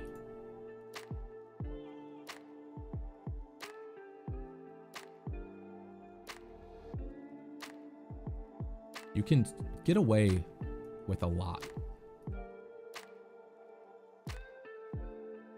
And then the other thing is I like having motion blur on everything. So we could just, boom.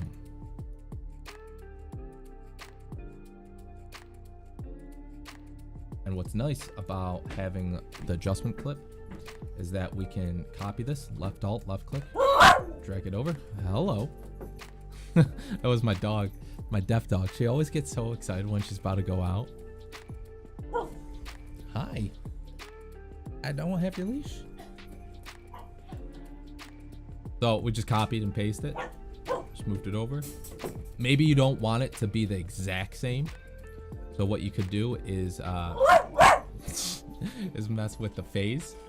The phase is basically just the whatever pattern that we're using here. So it probably won't really see a difference here. Wow, she is excited. The big thing I would do though is change like rotation and pan and tilt just a little bit.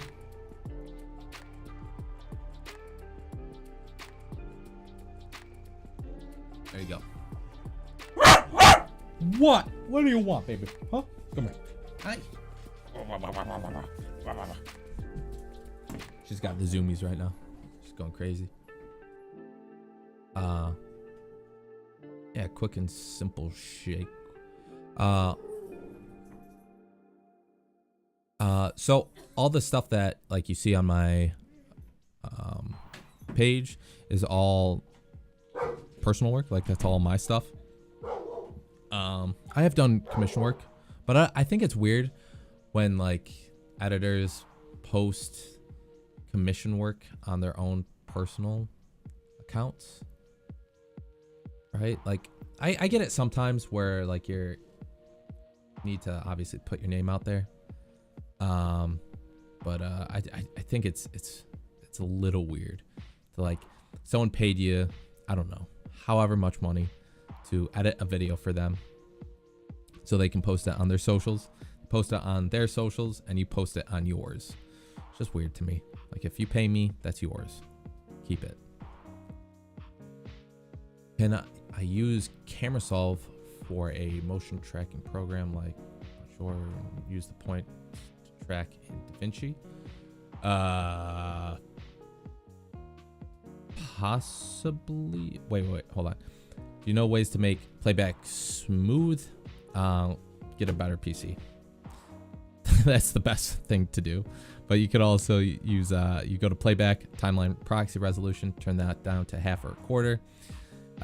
If you have enough RAM, render cache, that's another thing that you can use. And then maybe the video has a lot of effects. You could try render in place.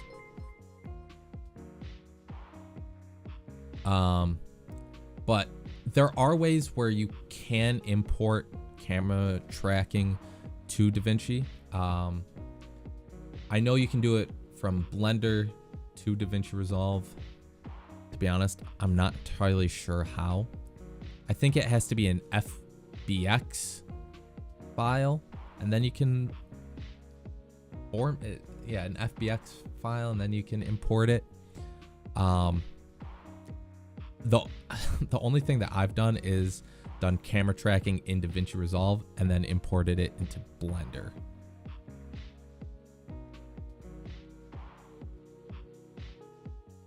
Now that you show the adjustment clip, that makes a lot of sense. I was putting the camera track directly on the clip. I would have to use the mirror thing and it wouldn't look good.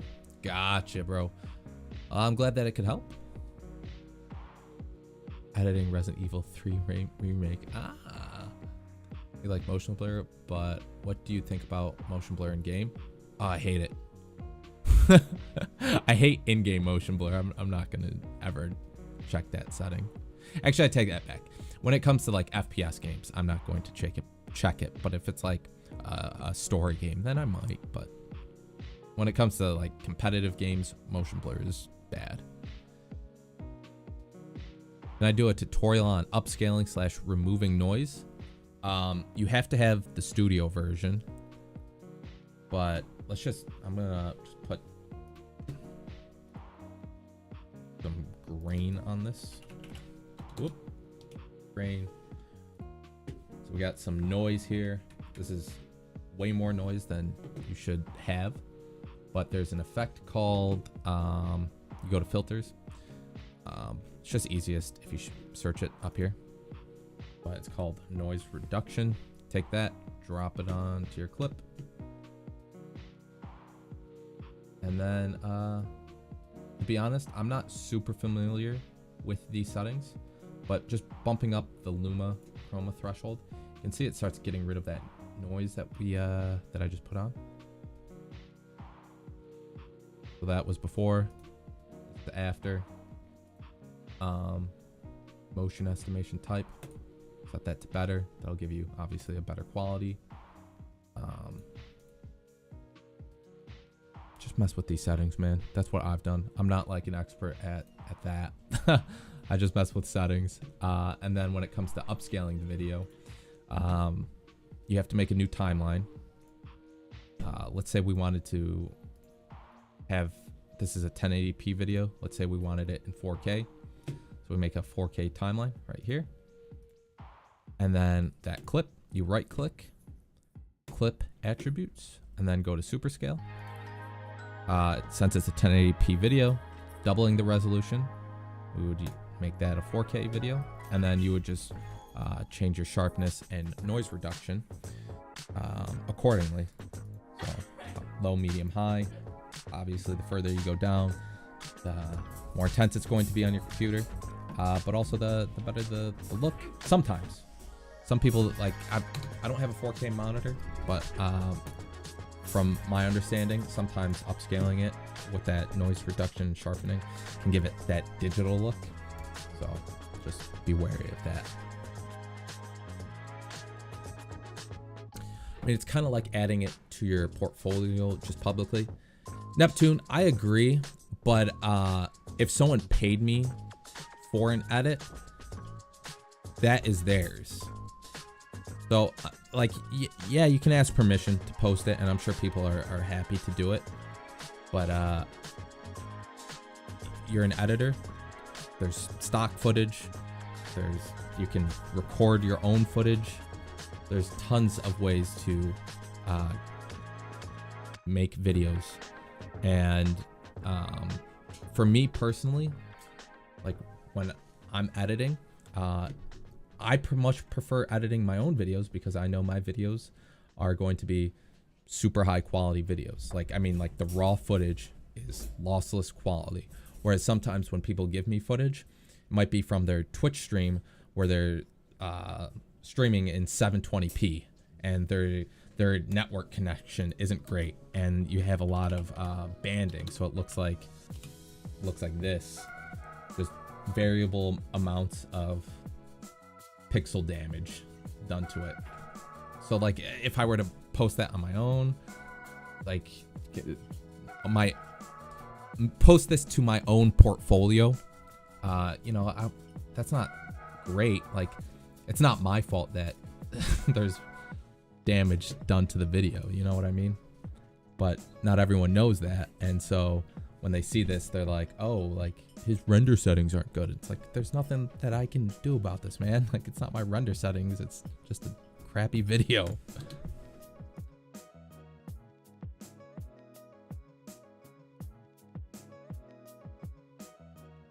I feel like sometimes I bottleneck myself with the lack of experience I have. Hey man, you're editing right now, you're asking questions, you're gaining experience. Is there an option to set full screen on DaVinci Resolve? Control F. I think there's another, like there's a button somewhere around here. I don't know how to do it. It's here. Somewhere around here, I think there's a button that you can press. Oh, no. No. No. Yeah, I'm not sure. And did you set an adjustment on just clip motion? How do you... Wait. You're asking how do you adjust the motion blur for a clip? Looks like someone... Not sure. I mean, we're working with video game footage. It doesn't have motion blur. Optical flow, vector motion blur. Now we have motion blur. You can bring this up, scale up in vector motion blur, or you can bring it down. If you have the studio version, there is a effect called motion blur. It's similar, it's different, same thing. It's just a slider. Bring that up, bring that down. That's how I do it. So do you post your edits on TikTok? And if so, what is something you did in the do in the start of the video to keep viewer retention? You gotta learn storytelling, man. There's like I'm not saying like editing montages is like great storytelling, but it has to be more than I got a cool kill, right? So I try to have like a hook there. One of the little things that I'll do that you'll like, a common theme that you'll see is that I add a voice line to the beginning. Like I think in one of my pinned videos that's like kind of recent, it's got like 2 million views. I was playing Harbor, so I added a Harbor voice line in the beginning. I like to use something called the rule of 3. It's just, for whatever reason, humans like things in 3s. Maybe you've heard the term comedy comes in 3s. So like what I try to do is I try to have something happen within the first 3 seconds of a video. If I'm not going to do that, I try to somehow implement a way to promise the viewer, if you stay longer than 3 seconds, then there's something good for you. Something cool is going to happen. So back to that Harbor video, I put a timer, a countdown timer. So it was 5 seconds long, and it counted down from 5 to 0. So that way, you know, the viewer would stay down for those extra 2 seconds. Those are like cheeky ways. It all depends on what sort of video that you're making, though. Because like if you were to make more of like a story type video, a good thing is creating a problem and then coming up with a solution, right? Like trying to think, if I were to make a tutorial about rotoscoping in Resolve for a TikTok, I would start off by saying rotoscoping is hard, but it's easy doing it like this. So there's a million different things that you can do to keep viewer retention, or at least attract that viewer retention.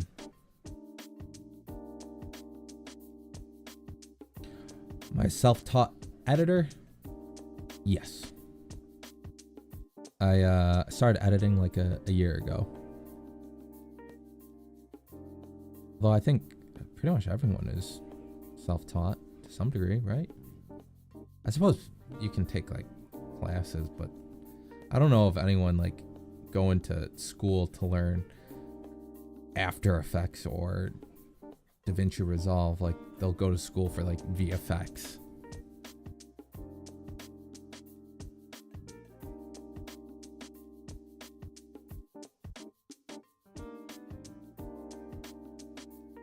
My channel's called Fart Doctor and nothing else. I know. I'm not selling out though. Can you still call me Fart Doctor? Of course. Listen, the only reason why I changed it is because I wrote this professional email. It was like beautiful. It was well thought out. I used big words, lots of syllables. And then at the very end, I signed it Fart Doctor. And I was like, I can't do this, man. I can't. Like everything so far has just been very casual. You know, just meeting people in the Valorant space.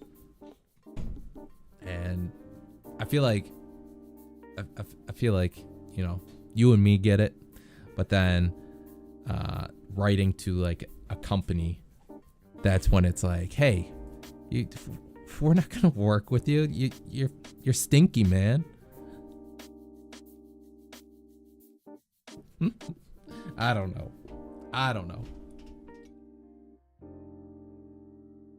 it's like somewhat of a vulgar name. You know what I mean? I think it's hilarious though.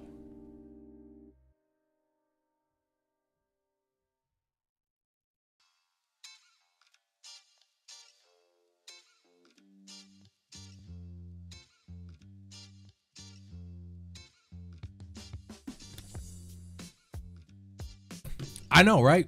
It sounds way more professional. I'm a doctorate in something. You know, now I'm just like some dude.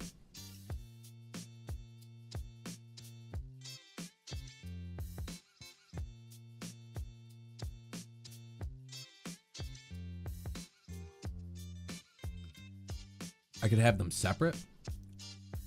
What do you mean?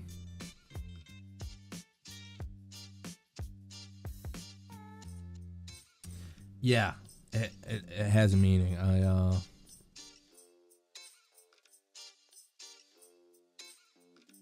don't know. I was gonna try to think of something funny. I got nothing, man.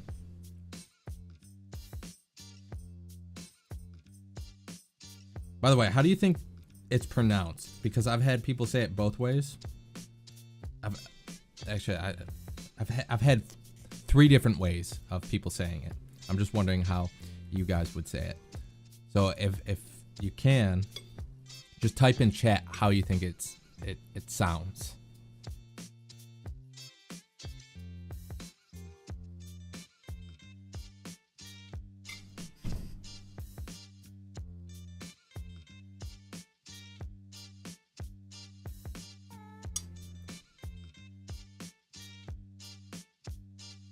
I should pin the story. Maybe. I don't mind telling it though.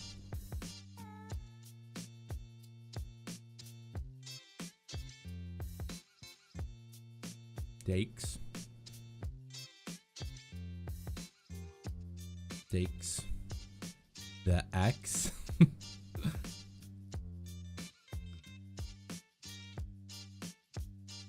Dakes.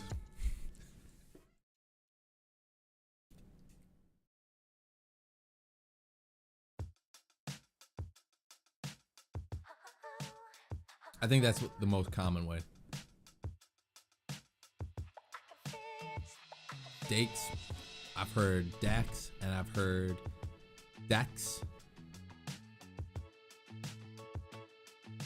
To be honest, I just thought it looked cool. But then, you know what? Okay, so here's the thing. I wasn't planning on changing my name yet. I was like thinking of names, and then the way I was doing it was just typing into names for like on Instagram, seeing what's taken, right? Because I didn't want a name that's taken, and I can't have something universal across all socials. And I accidentally confirmed it, right? And it's like, you can't change your name for another 30 days or whatever, or 2 weeks. I can't remember. But I was like, oh crap, I accidentally did this. I have to do it. So I changed my name on everything without verifying that I could. I had that user on all platforms, right? And then my girlfriend's like, oh, you changed your name? I was like, yeah. And I told her the story, and she's like, Dakes. Kind of sounds like dicks. I was like, what? She's like, yeah, why'd you name yourself after dicks, bro? I'm like, mother. So I guess in some aspect, I'm keeping back to the fart doctorness of having a ridiculous name. But just know that I didn't mean to do it. I was thinking about doing it. Basically, I was standing on the edge of a cliff and I fell.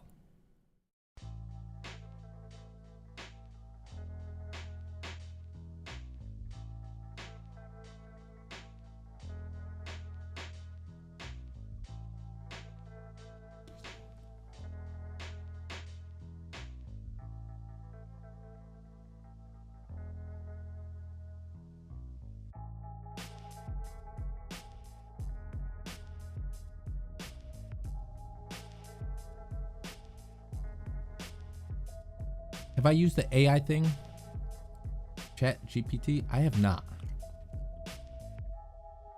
So your dicks now? Yeah, I'm just a big fan of the sporting goods store, you know?